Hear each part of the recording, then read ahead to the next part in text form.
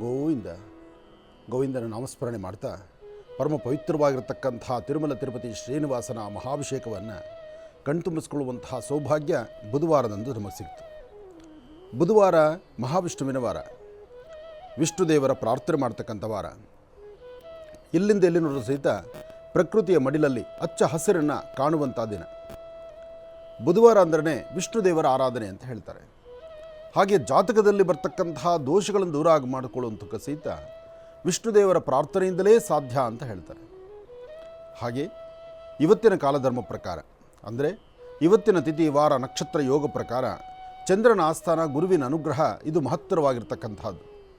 ಹಾಗೆ ಹಾಕುವ ಪ್ರತಿ ಹೆಜ್ಜೆಯಲ್ಲೂ ಸಹಿತ ಒಂದು ಅದ್ಭುತವಾದಂತಹ ಒಂದು ಗಳಿಗೆ ಎದುರಾಗಬೇಕಾದ್ರೆ ಅದು ದೈವ ಸಾನ್ನಿಧ್ಯದಿಂದ ಮಾತ್ರ ಸಾಧ್ಯ. ಇವತ್ತು ತಾವೆಲ್ಲರೂ ಯಾವ್ಯಾವ ಕೆಲಸ ಕಾರ್ಯಗಳನ್ನು ಮಾಡಲಿಕ್ಕೆ ಮುಂದಾಗ್ತಿದ್ದೀರೋ ತಮ್ಮೆಲ್ಲರಿಗೂ ಸಹಿತ ತಾಯಿ ಮಹಾಲಕ್ಷ್ಮಿ ಅನುಗ್ರಹ ಸಿಗಲಿ. ಸರ್ವಮಂಗಳ ಮಾಂಗಲ್ಯೆ ಶಿವೆ ಸರ್ವಾರ್ಥ ಸಾಧಿಕೆಂ ಶರಣ್ಯೆ ತ್ರ್ಯಂಬಕೆ ಗೌರಿ ನಾರಾಯಣಿ ನಮೋಸ್ತುತೆ.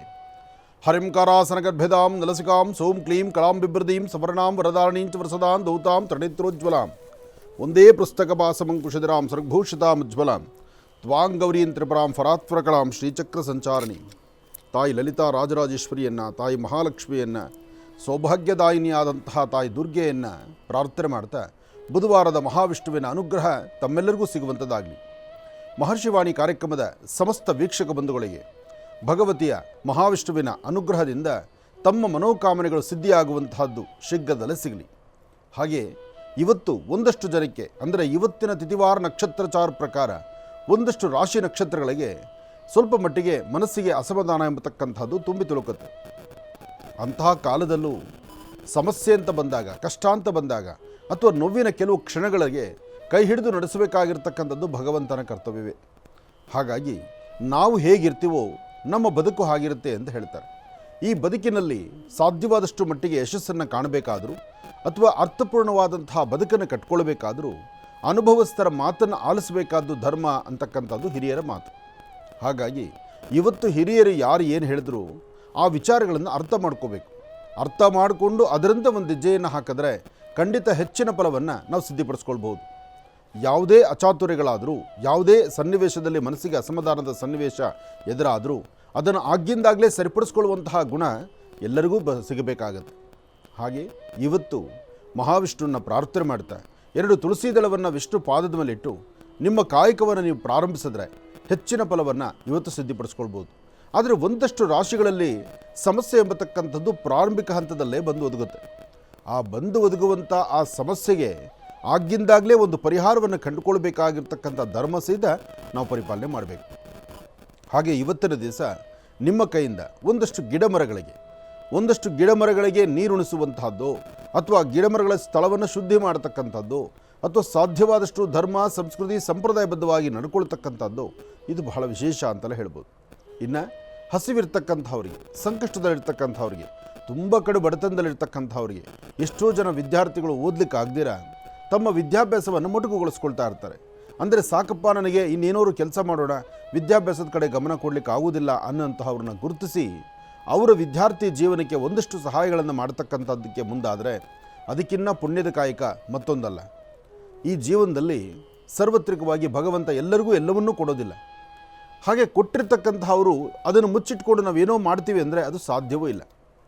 ಕೊಟ್ಟ ವಸ್ತು ಸರೋವರ ಅಥವಾ ನದಿಯ ಥರ ಇರಬೇಕು, ನದಿ ಥರ ಹರಿಸ್ತಾ ಇರಬೇಕು. ನಾವು ಯಾವತ್ತೂ ನೋಡಿ, ಈ ಕೊಡುವ ಕೈಗಳಿದೆಯಲ್ಲ, ಕೊಡುವ ಕೈಗಳು ಎಷ್ಟು ಮುಂದಾಗುತ್ತೋ ಅಷ್ಟು ಭಗವಂತ ನಿಮಗೆ ಅದೇ ಥರ ಕೊಡ್ತಾ ಇರ್ತಾರೆ.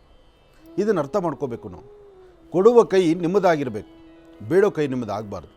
ಯಾವತ್ತೂ ದೇವರು ಏನು ಕೊಟ್ಟಿದ್ದ ಅನ್ನೋದು ಈ ಹಂಚಿ ತಿನ್ನು ಅನ್ನೋಂಥ ಒಂದು ಪದ್ಧತಿ ಇದೆಯಲ್ಲ, ಮನೆಯಲ್ಲಿ ಮಾಡಿರೋ ಪದಾರ್ಥ ಅಡುಗೆ ತುಂಬ ರುಚಿಯಾಗಿದೆ ಅಂದರೆ ತಾಯಿ ಒಬ್ಬಳೇ ತಿನ್ನಲಿಕ್ಕಾಗತ್ತಾ? ಆ ತಾಯಿ ತನ್ನ ಮಕ್ಕಳಿಗೆಲ್ಲ ಊಟ ಮಾಡಿಸ್ತಾಳೆ.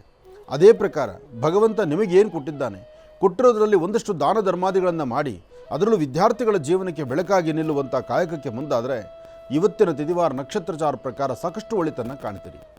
ನಿಮ್ಮ ಮನಸ್ಸಿಗೆ ಬಂದದ್ದನ್ನು ನೀವು ಮಾಡಿ. ಇನ್ನೊಬ್ಬರ ಆಳ್ವಿಕೆ ಮೇಲೆ ನಿಮ್ಮ ಮನಸ್ಸನ್ನು ಇಟ್ಕೊಳ್ಬೇಡಿ. ನಿಮಗೇನು ದಾನ ಧರ್ಮ ಮಾಡಬೇಕಾಗಿದೆ, ನಿಮ್ಮ ಮನಸ್ಸಲ್ಲಿ ಹೇಗೆ ನಡ್ಕೊಳ್ಬೇಕಾಗಿದೆ, ನಿಮ್ಮ ಮನಸ್ಸಾ ಇಚ್ಛೆ, ನಿಮ್ಮ ಸ್ವಂತ ಬುದ್ಧಿ, ಸ್ವಂತ ಜ್ಞಾನದಿಂದ ಒಂದು ಹೆಜ್ಜೆ ಮುಂದಕ್ಕೆ ಹಾಕಿದ್ರೆ ಅಸಾಧ್ಯವಾದ್ದನ್ನು ಸಾಧನೆ ಮಾಡ್ಕೊಳ್ಬೋದು. ಅಂತಹ ಅದ್ಭುತವಾದಂತಹ ದಿನ ಈ ಬುಧವಾರ. ಮಹಾವಿಷ್ಣುವಿನ ಅನುಗ್ರಹ ತಮ್ಮೆಲ್ಲರಿಗೂ ಸಿಗುವಂಥದ್ದಾಗಲಿ, ಒಳ್ಳೆಯದಾಗಲಿ, ಶುಭವಾಗಲಿ. ತಾವೆಲ್ಲರೂ ಸಹಿತ ವೀಕ್ಷಣೆ ಮಾಡುವಂತಹ ಬೆಳಗಿನ ಅತ್ಯಮೂಲ್ಯವಾಗಿರ್ತಕ್ಕಂಥ ಸಮಯವನ್ನು ಮಹರ್ಷಿವಾಣಿ ಕಾರ್ಯಕ್ರಮಕ್ಕಾಗಿ ಮೀಸಲಿಟ್ಟಿರ್ತಕ್ಕಂತಹ ತಾಯಂದರು. ಹಾಗೆ ಈ ಕಾರ್ಯಕ್ರಮದಲ್ಲಿ ತಿಳ್ಕೊಳ್ಬೇಕಾಗಿರ್ತಕ್ಕಂಥ ವಿಚಾರಗಳು ಸಾಕಷ್ಟು ಇದೆ.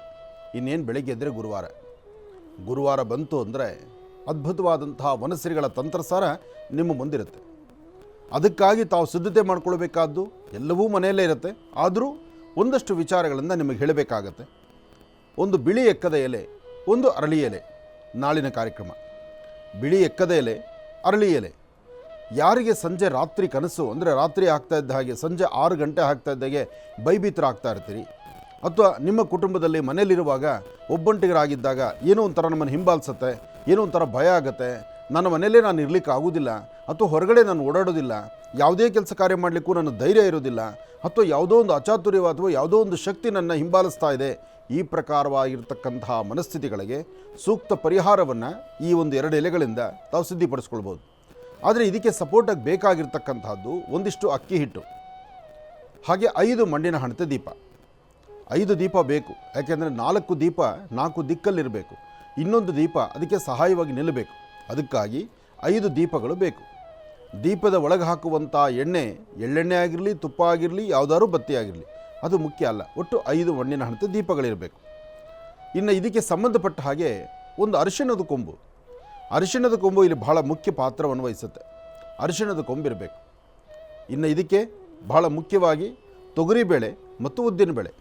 ನೋಡಿ, ಧಾನ್ಯಗಳಲ್ಲೂ ಸಹಿತ ನಮ್ಮಲ್ಲಿರ್ತಕ್ಕಂತಹ ಅಂಧಕಾರವನ್ನು, ನಮ್ಮಲ್ಲಿರುವಂಥ ಸಮಸ್ಯೆಗಳನ್ನು, ನಮ್ಮಲ್ಲಿರುವಂಥ ನಮ್ಮ ಸುತ್ತಮುತ್ತ ಪರಿಸರದಲ್ಲಿ ಉಂಟಾಗುವಂತಹ ನೆಗೆಟಿವಿಟಿನ ದೂರ ಮಾಡುವ ಶಕ್ತಿ ಧಾನ್ಯಗಳಿಗಿದೆ.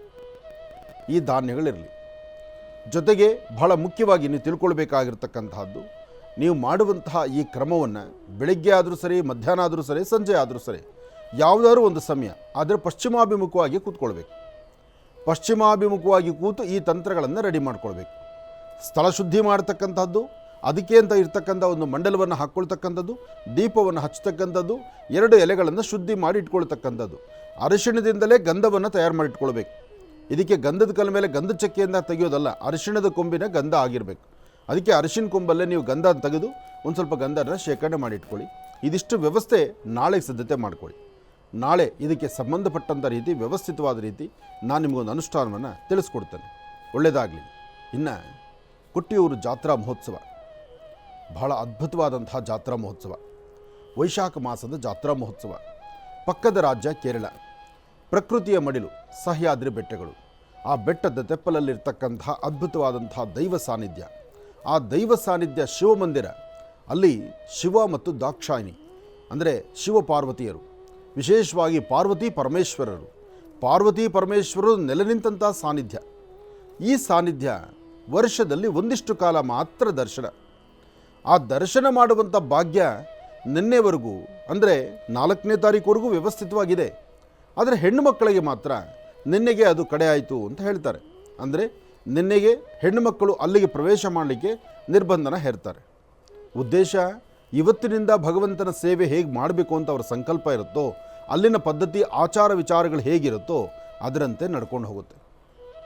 ಈ ಸಾನ್ನಿಧ್ಯಕ್ಕೆ ಬಹುಶಃ ನನಗೆ ತಿಳಿದ ಮಟ್ಟಿಗೆ ಅಲ್ಲಿನ ಜನ ಹೇಳುವಂಥದ್ದು, ಅಲ್ಲಿನ ಕೇರಳ ಮತ್ತು ಆ ಭಾಗದ ಸಿಬ್ಬಂದಿ ಹೇಳುವಂಥದ್ದು, ಈ ವರ್ಷದ ಜನಸಾಗರ ಬಹುಶಃ ನಾವು ಇಲ್ಲಿವರೆಗೂ ಕಂಡಿದ್ದಂಥ ರೀತಿ ಇತ್ತು ಅಂತ. ಅಂದರೆ ಬಹುಶಃ ಹಿಂದೆಲ್ಲ ಇಷ್ಟೆಲ್ಲ ಅದು ಪ್ರಚಾರಕ್ಕೆ ಬಂದಿರಲಿಲ್ಲ, ಹಾಗಾಗಿ ಯಾರಿಗೂ ಗೊತ್ತಿಲ್ಲದಂಥ ರೀತಿಯಲ್ಲಿತ್ತು. ಆದರೆ ಈ ವರ್ಷ ಸೋಷಿಯಲ್ ಮೀಡಿಯಾ ಅಂತಲೋ ಅಥವಾ ಫೇಸ್ಬುಕ್ ಅಂತಲೋ ಅಥವಾ ಮೊಬೈಲ್ಗಳಲ್ಲಿ ಬರ್ತಕ್ಕಂಥ ಇನ್ಸ್ಟಾಗ್ರಾಮ್ ಅಂತಲೋ ಇದೆಲ್ಲವನ್ನೂ ನೋಡಿದಾಗ ದಿನಂಪ್ರತಿ ಸಾಕಷ್ಟು ಜನಸಾಗರ ಸೇರಿತು. ಏನೇ ಆದರೂ ಅಲ್ಲಿಗೆ ಹೋಗಿ ಬಂದವರು ಹೇಳೋ ಮಾತು ಬಹಳ ಅದ್ಭುತವಾದಂಥ ಸಾನ್ನಿಧ್ಯ. ಯಾಕೆಂದರೆ ಪಂಚಭೂತಗಳಲ್ಲಿರ್ತಕ್ಕಂತಹ ವಿಶೇಷತೆ ಅಷ್ಟು ಅದ್ಭುತ ಇದೆ. ಇದನ್ನು ನಾವು ಅರ್ಥಕೊಳ್ಬೇಕು.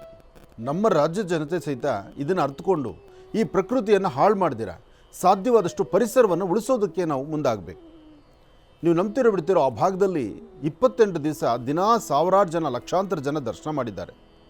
ಆದರೆ ಆ ಸುತ್ತಮುತ್ತ ಪ್ರಾಂತ್ಯವನ್ನು ಸಹಿತ ಹಾಗೇ ಕಾಪಾಡಿಕೊಂಡಿದ್ದಾರೆ. ನಾವು ಕಾಪಾಡಬೇಕು.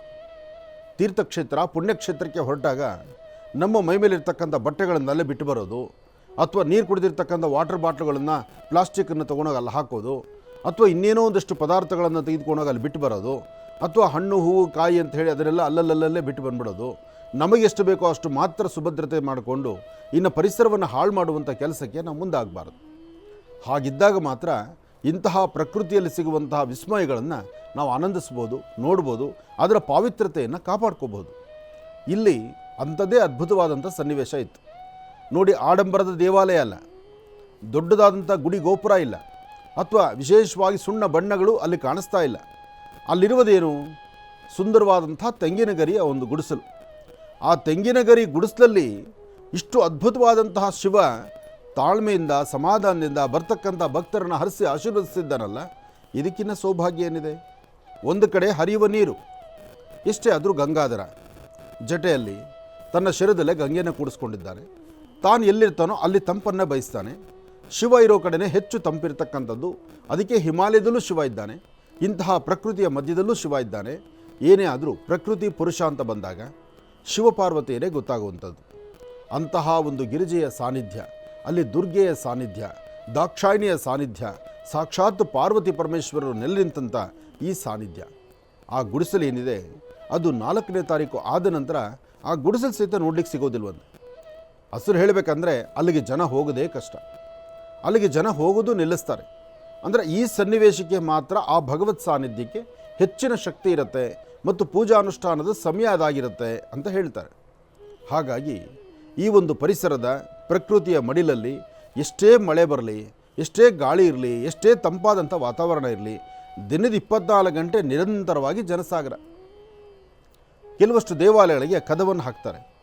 ಸಂಜೆ ಇಷ್ಟೊತ್ತಾದರೆ ಅಲ್ಲಿ ಪೂಜೆ ಮಾಡಿ ಸಂಧ್ಯಾ ಕಾಲದ ಷೋಡಶೋಪಚಾರ ಪೂಜೆಗಳನ್ನು ಮುಗಿಸಿ ಕ್ಲೋಸ್ ಮಾಡ್ತಾರೆ. ಇಲ್ಲಿ ಏನು ನೀವು ನೀರು ನೋಡ್ತಾ ಇದ್ದೀರಿ, ವರ್ಷದ 365 ದಿವಸ ಹೀಗೆ ಆ ದೇವಸ್ಥಾನ ಸುತ್ತ ನೀರಿರುತ್ತೆ. ಅಂದರೆ ಪಕ್ಕದಲ್ಲಿರ್ತಕ್ಕಂಥ ವಾವಲಿ ನದಿ ಇದೆಯಲ್ಲ, ಆ ವಾವಲಿ ನದಿ ಅಂತ ತುಂಬಿ ಹರಿಯುತ್ತಾ ಇರುತ್ತಂತೆ.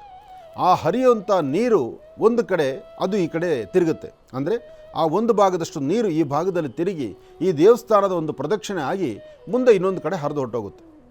ಹರಿದು ಹೋದ ಮೇಲೂ ಸಿಗೋದು ಅದೇ ನೀರೇ, ಹಂಗೆ ಕಂಟಿನ್ಯೂ ಆಗುತ್ತದೆ, ಅದೇ ನೀರೇ ಸೇರಿಕೊಳ್ಳುತ್ತಲ್ಲಿ.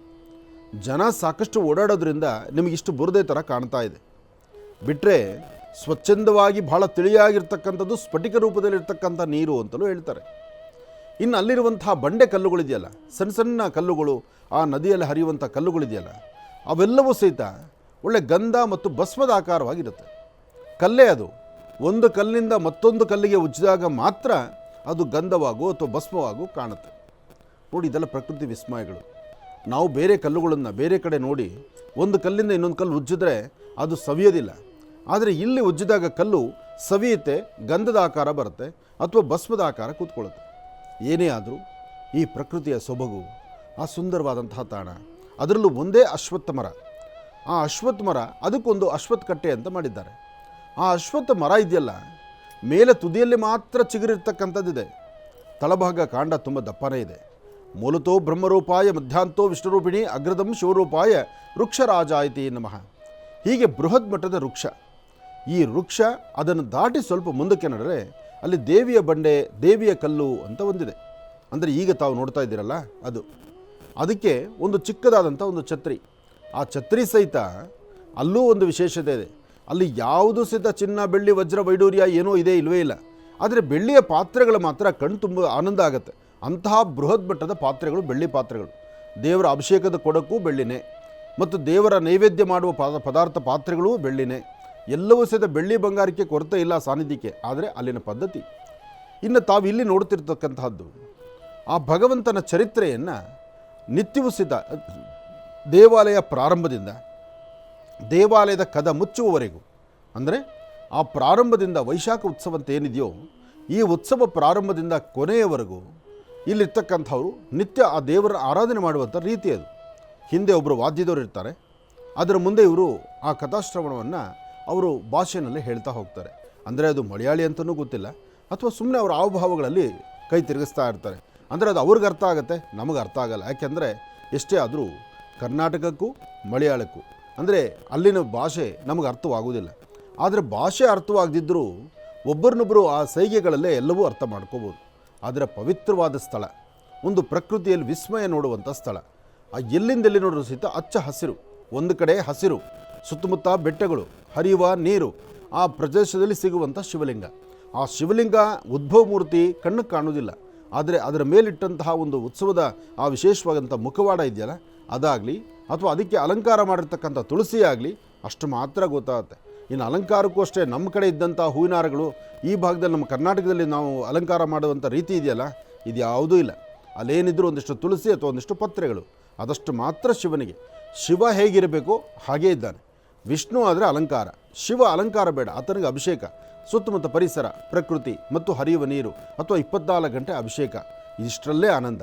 ಜೋರಾಗಿ ಅಖಂಡವಾಗಿ ಉರಿತಕ್ಕಂಥ ದೀಪಗಳು ಇದೆಲ್ಲವನ್ನು ದರ್ಶನ ಮಾಡಬಹುದು ಆ ಒಂದು ಕ್ಷೇತ್ರದಲ್ಲಿ. ಹಾಗಾಗಿ ಶಿವನ ಸಾನ್ನಿಧ್ಯ ಸಹಿತ ಶಿವಕೇಶವರ ಆರಾಧನೆ ಮಾಡ್ತಕ್ಕಂಥ ಇವತ್ತಿನ ಈ ಶುಭ ದಿನ ತಮ್ಮೆಲ್ಲರಿಗೂ ಒಳ್ಳೆಯದಾಗಲಿ, ಶುಭವಾಗಲಿ. ಬುಧವಾರದ ಮಹಾವಿಷ್ಣುವಿನ ಅನುಗ್ರಹ ತಮ್ಮೆಲ್ಲರಿಗೂ ಸಿಗುವಂಥದ್ದಾಗಲಿ. ಇಷ್ಟು ಹೊತ್ತು ತಾಯಿಯ ದರ್ಶನ ಮಾಡಿದ್ರಿ, ಜೊತೆಗೆ ಶಿವ ಸಾನ್ನಿಧ್ಯವನ್ನು ದರ್ಶನ ಮಾಡಿದ್ರಿ. ಶಿವ ಸಾನ್ನಿಧ್ಯ ಅಂದರೆ ಆ ಗರ್ಭಗುಡಿಯೇ ಆಗಿರೋದು. ನೀನು ಒಳಗಡೆ ಪ್ರತ್ಯೇಕವಾಗಿ ಏನಿಲ್ಲ, ಅಲ್ಲಿ ಇರ್ತಕ್ಕಂಥದ್ದು ಒಂದೇ ಒಂದು ಚಿಕ್ಕ ಶಿವಲಿಂಗ, ಆ ಪುಟ್ಟ ಶಿವಲಿಂಗ. ಆ ಶಿವಲಿಂಗ ಉದ್ಭವ ಮೂರ್ತಿ ಅಂತ ಹೇಳ್ತಾರೆ. ಆ ಉದ್ಭವ ಮೂರ್ತಿ ಇರ್ತಕ್ಕಂಥದ್ದಕ್ಕೆ ಅಲ್ಲಿ ಪುಷ್ಪ ಅಲಂಕಾರ ಇರೋದ್ರಿಂದ ಹತ್ತಿರದಿಂದ ಹೋದರೂ ಕಾಣಿಸೋದು ಅಷ್ಟೇ ಇರುತ್ತೆ.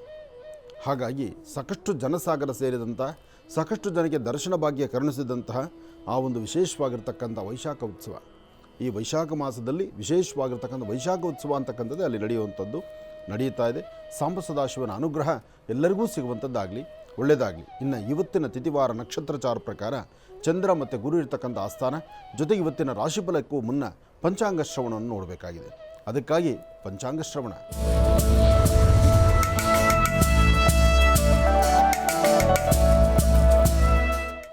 ಶುಕ್ಲಾಂ ವರದರಂ ವಿಷ್ಣುಂ ಶಶಿವರ್ಣಂ ಚತುರ್ಭುಜಂ ಪ್ರಸನ್ನವದನಂ ಧ್ಯಾಯೇ ಸರ್ವವಿಘ್ನೋಪಶಾಂತಯೇ ಅಗಜಾನನ ಪದ್ಮಾರ್ಕಂ ಗಜಾನನ ಮಹರ್ನಿಶಮನೇಕದಂತ ಭಕ್ತಾನಾಂ ಏಕದಂತಮುಪಾಸ್ಮಹೇ. ರಾಮಾಯ ರಾಮಭದ್ರಾಯ ರಾಮಚಂದ್ರಾಯ ವೇದಸೇ ರಘುನಾಥಾಯ ನಾಥಾಯ ಸೀತಾಯ ಪತೇ ನಮಃ. ಜಾನಕಿ ರಾಮ ಪಟ್ಟಾಭಿರಾಮ ಶ್ರೀರಾಮ ರಾಮತಃ ಶ್ರೀಮದ್ ಮಹಾರಾಮಚಂದ್ರ ಸ್ವಾಮಿನೇ ನಮಃ. ರಾಮರಾಜ್ ಆಚಾರ್ಯ ಪಂಚೆ ಮತ್ತು ಧೋತಿಸ್. ರಾಮರಾಜಲ್ಲಿ ಪಂಚೆಗಳು ಮತ್ತು ಧೋತಿಸ್ ಅಂದರೆ ಬಹಳ ಅದ್ಭುತವಾದಂಥ ಕಲೆಕ್ಷನ್ಸ್ ಇದೆ. ಹಾಗಾಗಿ ಉಡುಗೆ ಅಂದರೆ ಒಂದು ಪಂಚೆಯನ್ನು ಉಟ್ಟರೆ ಅದು ಅದ್ಭುತವಾಗಿ ಕಾಣಬೇಕು. ಹೆಣ್ಣು ಮಕ್ಕಳಿಗೆ ಸಾಕಷ್ಟು ನಡೆಯುತ್ತೆ, ಬೇಕಾದಷ್ಟು ವಸ್ತ್ರಗಳಿದೆ. ಆದರೆ ಪಂಚೆಗಳು ಅಂತ ಬಂದಾಗ ಅದು ರಾಮರಾಜಲ್ಲಿ ಮಾತ್ರನೇ ಆಗುತ್ತೆ. ರಾಮರಾಜ್ ಆಚಾರ್ಯ ಪಂಚೆ ಮತ್ತು ಧೋತಿಸ್. ಹಾಗೆ the divine star pendant. The divine star pendant ಎಂಬತಕ್ಕಂಥದ್ದು ಅದ್ಭುತವಾದಂತಹ ರತ್ನ. ಈ ರತ್ನವನ್ನು ಧರಿಸಿ ಹೆಚ್ಚಿನ ಅದರಿಂದ ಕಾಯಕವನ್ನು ಸಿದ್ಧಿಪಡಿಸ್ಕೊಳ್ಳಿ. ಜೊತೆಗೆ ಸಾಕಷ್ಟು ಬಹುಮಾನಗಳನ್ನು ಹೊತ್ತು ತಂದಿರತಕ್ಕಂಥದ್ದು ದಿ ಡಿವೈನ್ ಸ್ಟಾರ್ ಪೆಂಡೆಂಟ್. ಈ ಬಾರಿ ಪೆಂಡೆಂಟನ್ನು ತೊಗೊಂಡ್ರೆ ನಿಮಗೆ ನಿಮ್ಮ ಲಕ್ಕಿ ಕೂಪನನ್ನು, ಅಂದರೆ ವಿಶೇಷವಾಗಿರ್ತಕ್ಕಂಥ ನಿಮ್ಮದೊಂದು ಆ ಡಾಲರ್ ಧರಿಸಿದ ಮೇಲೆ ಒಂದು ಫೋಟೋ, ಜೊತೆಗೆ ಅದರ ಬಿಲ್ ಇದೆಯಲ್ಲ, ಎರಡನ್ನೂ ಸಹಿತ ಒಂದು ವಾಟ್ಸಪ್ ಮಾಡಿದ್ರೆ, ಈ ನಂಬರ್ಗೆ ವಾಟ್ಸಪ್ ಮಾಡಿದ್ರೆ ಅದೃಷ್ಟಶಾಲಿಗಳು ನೀವಾಗಿದ್ದರೆ ನಿಮಗೊಂದು ಅತ್ಯುತ್ತಮವಾದಂಥ ಬಹುಮಾನ ಈ ಸತಿ ನಿಮಗೆ ಸಿಗುತ್ತೆ. ಹಿಂದೆ ಯಾತ್ರೆಗಳಾಯಿತು, ಈ ಸತಿ ಬಹುಮಾನ ಸಿಗ್ತಾ ಇದೆ. ಇದೊಂದು ಅದೃಷ್ಟವೇ ಸರಿ. ಏನೇ ಆದರೂ ಇಂತಹದ್ದೊಂದು ಕೊಡುವೆ, ಮೊದಲೇ ಆ ರತ್ನವೇ ಅದೃಷ್ಟ. ರತ್ನವನ್ನು ತಗೊಂಡಾಗ ಮತ್ತಷ್ಟು ಅದೃಷ್ಟ ನಿಮಗೆ ಸಿಗುವಂಥದ್ದಾಗಲಿ, ಒಳ್ಳೆಯದಾಗಲಿ. ಇನ್ನು ಸುದರ್ಶನ್ ಸಿಲ್ಕ್ ಎಂಬತಕ್ಕಂಥದ್ದು ಚಿಕ್ಕಪೇಟೆ ಮತ್ತು ಮಾರುತಹಳ್ಳಿ ಚಿಕ್ಕಪೇಟೆಯಲ್ಲಿರ್ತಕ್ಕಂಥ ಇವರ ಮಳಿಗೆಗಳು ಒಮ್ಮೆ ಭೇಟಿ ಕೊಡಿ, ಒಳ್ಳೆಯದಾಗಲಿ. ಇನ್ನು ತಾಮರ IVF ಸೆಂಟರ್ ಬಹಳ ವಿಶೇಷವಾಗಿರ್ತಕ್ಕಂಥದ್ದು. ತಾಮರ IVF ಸೆಂಟರಲ್ಲಿ ಅದ್ಭುತವಾದಂತಹ ಕಾಯಕವಿದೆ. ಏಕೆಂದರೆ ಬಂಜೆತನವನ್ನು ದೂರ ಮಾಡುವಂತಹ, ನನಗೂ ಒಂದು ಪುಟ್ಟದಾದಂಥ ಕಂದಮ್ಮ ಬೇಕು, ಮನೆಗೊಂದು ಮಗು ಬರಬೇಕು ಅಂದರೆ ಎಷ್ಟೋ ಕುಟುಂಬಗಳಲ್ಲಿ ಗರ್ಭ ನಿಲ್ದಿರ ಸಾಕಷ್ಟು ನೋವು ಅನುಭವಿಸ್ತಿರ್ತಕ್ಕಂಥವ್ರಿಗೆ ಇದೊಂದು ವಿಶೇಷವಾಗಿರ್ತಕ್ಕಂತಹ ಅಂಶವೇ ಸರಿ. ಈ ಸುದ್ದಿ ನಿಜಕ್ಕೂ ಬಹಳ ವಿಶೇಷ. ನಮ್ಮಲ್ಲಿ ಈ ಒಂದು ಕಾರ್ಯಕ್ರಮದಲ್ಲಿ ನಾವು ತಿಳಿ ಹೇಳಿದ ನಂತರ, ಅಂದರೆ ಈ ವಿಚಾರ ಹೇಳಿದ ಮೇಲೆ ಸಾಕಷ್ಟು ಜನ ಇದರ ಬಗ್ಗೆ ಒಂದು ವಿಚಾರಣೆಯೇ ಮಾಡ್ತಿದ್ದಾರೆ. ಉದ್ದೇಶ, ಹೆಣ್ಣು ಮಕ್ಕಳಿಗೆ ಗರ್ಭ ನಿಲ್ಲೋದು ಇತ್ತೀಚಿನ ದಿನಗಳಲ್ಲಿ ಕಷ್ಟ ಆಗ್ತದೆ. ಕಾರಣ ಆಹಾರ ಪದ್ಧತಿ ಮತ್ತು ನಮ್ಮ ಕಾರ್ಯವೈಖರಿ ಮತ್ತು ದಿನಚರಿ, ಎಲ್ಲಕ್ಕಿಂತ ಮುಖ್ಯವಾಗಿ ನಾವು ಮಾಡುವಂತಹ ಕೆಲಸ ಕಾರ್ಯಗಳು. ಇದು ನಮ್ಮನ್ನು ಎಲ್ಲೋ ಒಂದು ಕಡೆ ಬಹಳಷ್ಟು ಸಂಕಷ್ಟಕ್ಕೆ ಈಡು ಮಾಡ್ತಾ ಇದೆ.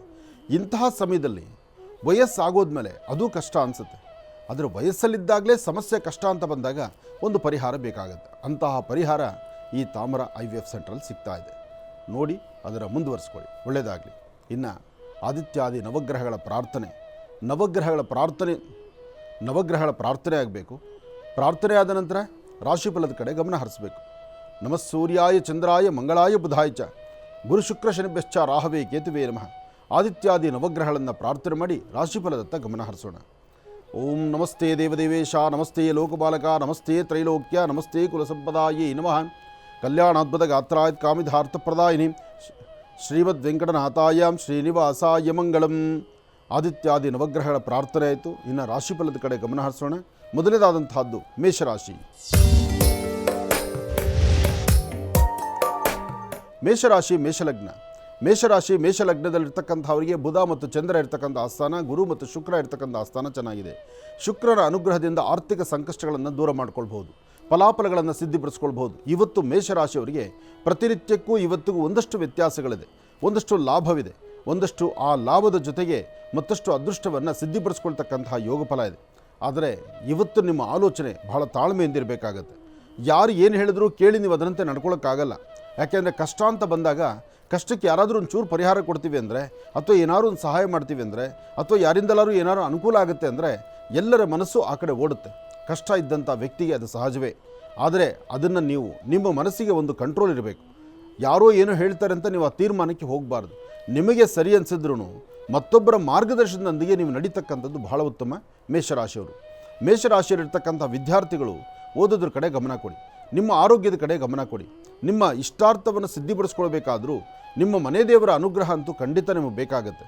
ಇವತ್ತಿನ ದಿವಸ ತಾಯಿ ಭುವನೇಶ್ವರಿ, ರಾಜರಾಜೇಶ್ವರಿ, ಶಕ್ತಿ ದೇವತೆಯನ್ನು ಪ್ರಾರ್ಥನೆ ಮಾಡಿ ಮನೆಯಲ್ಲಿ ನಿಮ್ಮ ಮನೆಯಲ್ಲಿರ್ತಕ್ಕಂತಹ ದೇವರ ಫೋಟೋಗೆ, ಅದರಲ್ಲೂ ವಿಷ್ಣು ದೇವರ ಫೋಟೋಗೆ, ಆ ವಿಷ್ಣುವಿನ ಪಾದದ ಮೇಲೋ ಅಥವಾ ಫೋಟೋ ಮೇಲೋ ಒಂದೆರಡು ತುಳಸಿ ದಳವನ್ನಿಟ್ಟು ನಮಸ್ಕಾರ ಮಾಡಿ ಒಂದು ದೊಡ್ಡ ತುಳಸಿ ತೀರ್ಥವನ್ನು ತೆಗೆದುಕೊಳ್ಳಿ.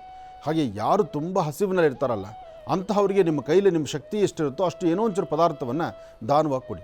ಈ ಕಾಯಕವನ್ನು ಮೇಷರಾಶಿಯವರು ಮಾಡಿದ್ರೆ ಹೆಚ್ಚಿನ ಫಲವನ್ನು ಸಿದ್ಧಿಪಡಿಸ್ಕೊಳ್ತೀರಿ. ಇನ್ನು ವೃಷಭರಾಶಿ.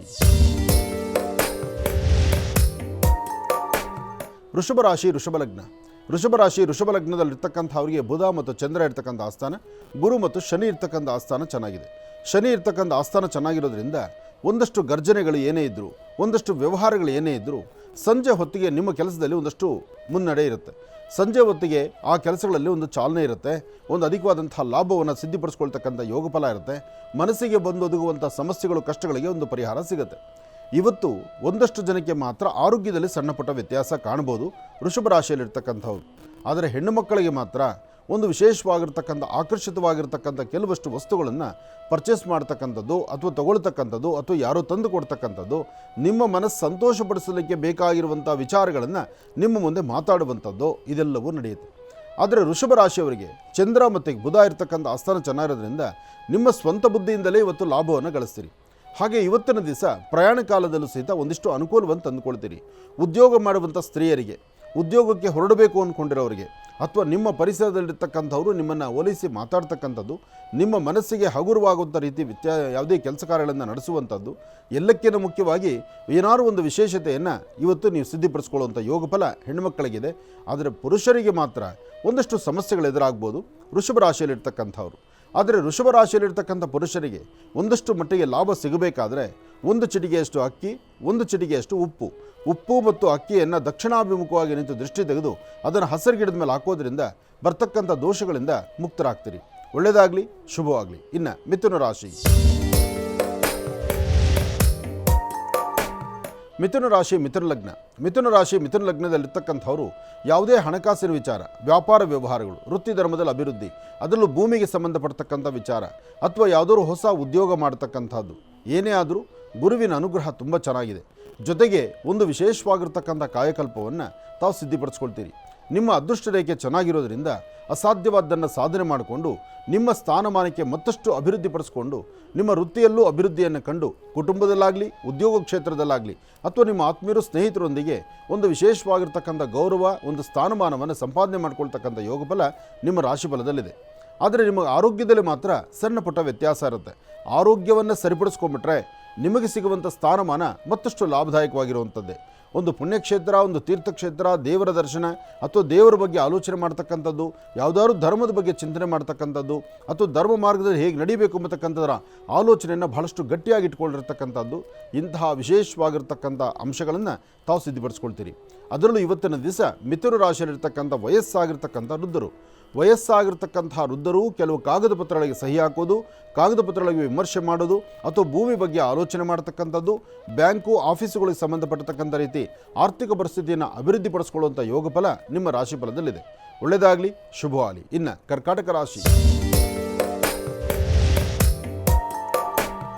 ಕರ್ಕಾಟಕ ರಾಶಿ ಕರ್ಕಾಟಕ ಲಗ್ನ. ಕರ್ಕಾಟಕ ರಾಶಿ ಕರ್ಕಾಟಕ ಲಗ್ನದಲ್ಲಿರ್ತಕ್ಕಂಥವ್ರು ಯಾವುದೇ ಕಾಯಕವನ್ನು ಮಾಡಲಿಕ್ಕೆ ಮುಂದಾದರೂ ಸ್ವಲ್ಪ ತಾಳ್ಮೆ ಬೇಕು.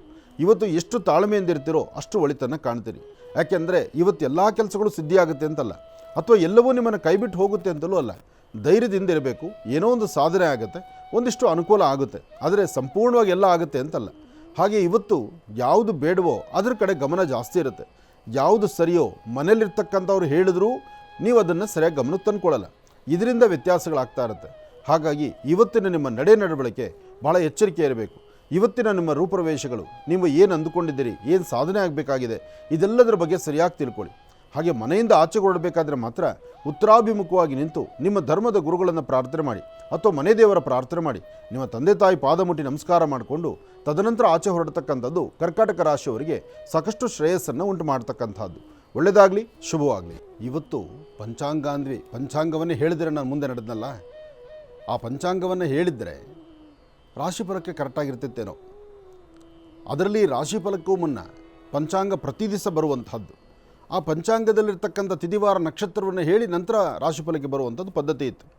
ಆದರೆ ಇವತ್ತು ವಿಚಾರಗಳನ್ನು ಮಾತಾಡ್ತಾ ಪಂಚಾಂಗವನ್ನು ಮೊಟಕುಗೊಳಿಸಿದ್ದಾಯಿತು. ಆದರೆ ಈಗ ಪಂಚಾಂಗವನ್ನು ತಿಳ್ಕೊಳ್ಳೋಣ. ಯಾಕೆಂದರೆ ಪಂಚಾಂಗವನ್ನು ತಿಳ್ಕೊಂಡ್ರೇ ಚೆನ್ನ. ಯಾಕೆಂದರೆ ಇವತ್ತಿನ ನಕ್ಷತ್ರವನ್ನು ಆಧರಿಸಿ ತಿಳಿಸುವಂಥದ್ದು, ನಕ್ಷತ್ರವನ್ನು ಆಧರಿಸಿ ತಿಳಿಸಿದ್ದೇ ಜ್ಯೋತಿಷ್ಯ. ಆದರೂ ಎಷ್ಟೋ ಜನ ಪಂಚಾಂಗದಲ್ಲಿರ್ತಕ್ಕಂಥ ವಿಚಾರಗಳನ್ನು ತಿಳ್ಕೊಳ್ಬೇಕು ಅಂತಕ್ಕಂಥವ್ರು ಇರ್ತಾರೆ. ಹಾಗಾಗಿ ಅವ್ರ ಮನಸ್ಸಿಗೆ ನೋವಾಗಬಾರ್ದು.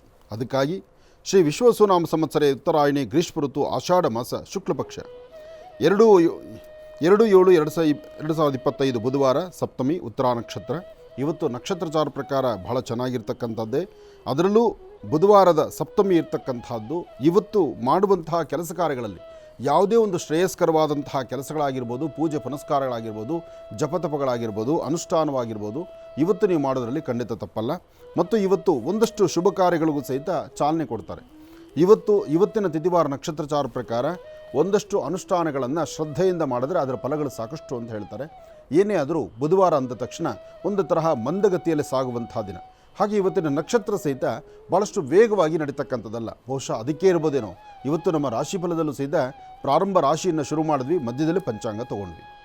ಎಲ್ಲವೂ ವಿಧಿಲಿಖಿತವೇ. ನಾವು ಅಂದುಕೊಂಡಾಗ ಹೀಗೆ ಆಗಬೇಕು ಅಂತ. ಅದು ಹೀಗಲ್ಲ, ಹೀಗಾಗಬೇಕು ಅನ್ನೋದು ಒಂದಿರುತ್ತಲ್ಲ. ಸುಮಾರು 11 ವರ್ಷ ದಾಟಿ 12ನೇ ವರ್ಷ ಆದರೂ ಇಲ್ಲಿವರೆಗೂ ನೀವು ಪಂಚಾಂಗವನ್ನು ನೋಡಿ ರಾಶಿ ನೋಡ್ತಿದ್ರಿ.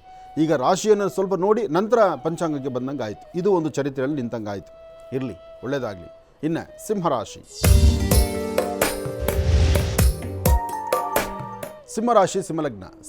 ಸಿಂಹಲಗ್ನದಲ್ಲಿರ್ತಕ್ಕಂಥವರಿಗೆ ಬುಧ ಮತ್ತು ಚಂದ್ರ ಇರ್ತಕ್ಕಂಥ ಆಸ್ಥಾನ, ಬುಧ ಮತ್ತು ಗುರು ಇರ್ತಕ್ಕಂಥ ಆಸ್ಥಾನ, ಅದಕ್ಕೂ ಮುಖ್ಯವಾಗಿ ಶುಕ್ರ ಇರ್ತಕ್ಕಂಥ ಆಸ್ಥಾನ ಚೆನ್ನಾಗಿದೆ.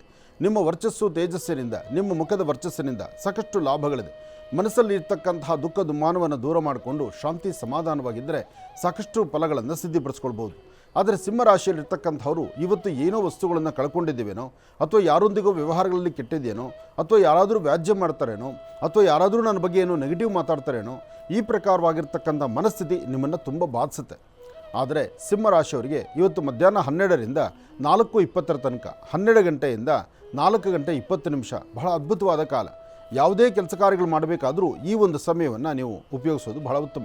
ಇನ್ನು ಶುಭ ಸಂಧ್ಯಾಕಾಲ, ಸಾಯಂ ಸಂಧ್ಯಾ ತಪ್ಪದಿರ ಇವತ್ತಿನ ದಿವಸ ಒಂದು ಕುಂಕುಮಾರ್ಚನೆ, ಪುಷ್ಪಾರ್ಚನೆ, ಅಥವಾ ಒಂದು ದೇವಿಯ ಸಾನ್ನಿಧ್ಯದಲ್ಲಿ ಕೂತ್ಕೊಂಡು ಪ್ರಾರ್ಥನೆ ಮಾಡ್ತಕ್ಕಂಥದ್ದು, ಅಥವಾ ನಿಮ್ಮ ಮನೆಯಲ್ಲೇ ಒಂದು ಪ್ರಶಾಂತವಾದ ಸ್ಥಳದಲ್ಲಿ ಕೂತ್ಕೊಂಡು ಒಂದು ದೇವಿಯ ಮಹಾಮಂತ್ರವನ್ನು, ಮೂಲಮಂತ್ರವನ್ನು, ಬೀಜಾಕ್ಷರಿ ಮಂತ್ರವನ್ನು ಅದನ್ನೊಂದು 54 ಬಾರಿ ಪಠನೆ ಮಾಡಿದ್ರೆ ಸಿಂಹರಾಶಿಯವರ ಮುಖದ ವರ್ಚಸ್ಸು ಮತ್ತಷ್ಟು ವೃದ್ಧಿಸುತ್ತೆ. ಕೆಲಸ ಕಾರ್ಯಗಳಲ್ಲಿ ಅಭಿವೃದ್ಧಿ ಕಾಣುವಂಥದ್ದಾಗುತ್ತೆ. ಆದರೆ ಸಿಂಹರಾಶಿಯಲ್ಲಿರ್ತಕ್ಕಂಥ ಹೆಣ್ಣು ಮಕ್ಕಳು, ಅದರಲ್ಲೂ ಪುಟ್ಟ ಮಕ್ಕಳು, ಅವರ ಆರೋಗ್ಯದ ಕಡೆ ಮಾತ್ರ ಮನೆಯಲ್ಲಿರ್ತಕ್ಕಂಥ ಪೋಷಕರು ಸ್ವಲ್ಪ ಜವಾಬ್ದಾರಿ ತಗೊಳ್ಬೇಕು. ಯಾಕೆಂದರೆ ಹೆಣ್ಣು ಮಕ್ಕಳ ಆರೋಗ್ಯದಲ್ಲಿ ಸ್ವಲ್ಪ ವ್ಯತ್ಯಾಸ ಆಗುವಂಥ ದಿನ ಇವತ್ತಿನ ನಕ್ಷತ್ರ ಪ್ರಕಾರ ಇದೆ. ಭಾಳ ಜೋಪಾನ, ಎಚ್ಚರಿಕೆ ಇರಲಿ. ಇನ್ನು ಕನ್ಯಾ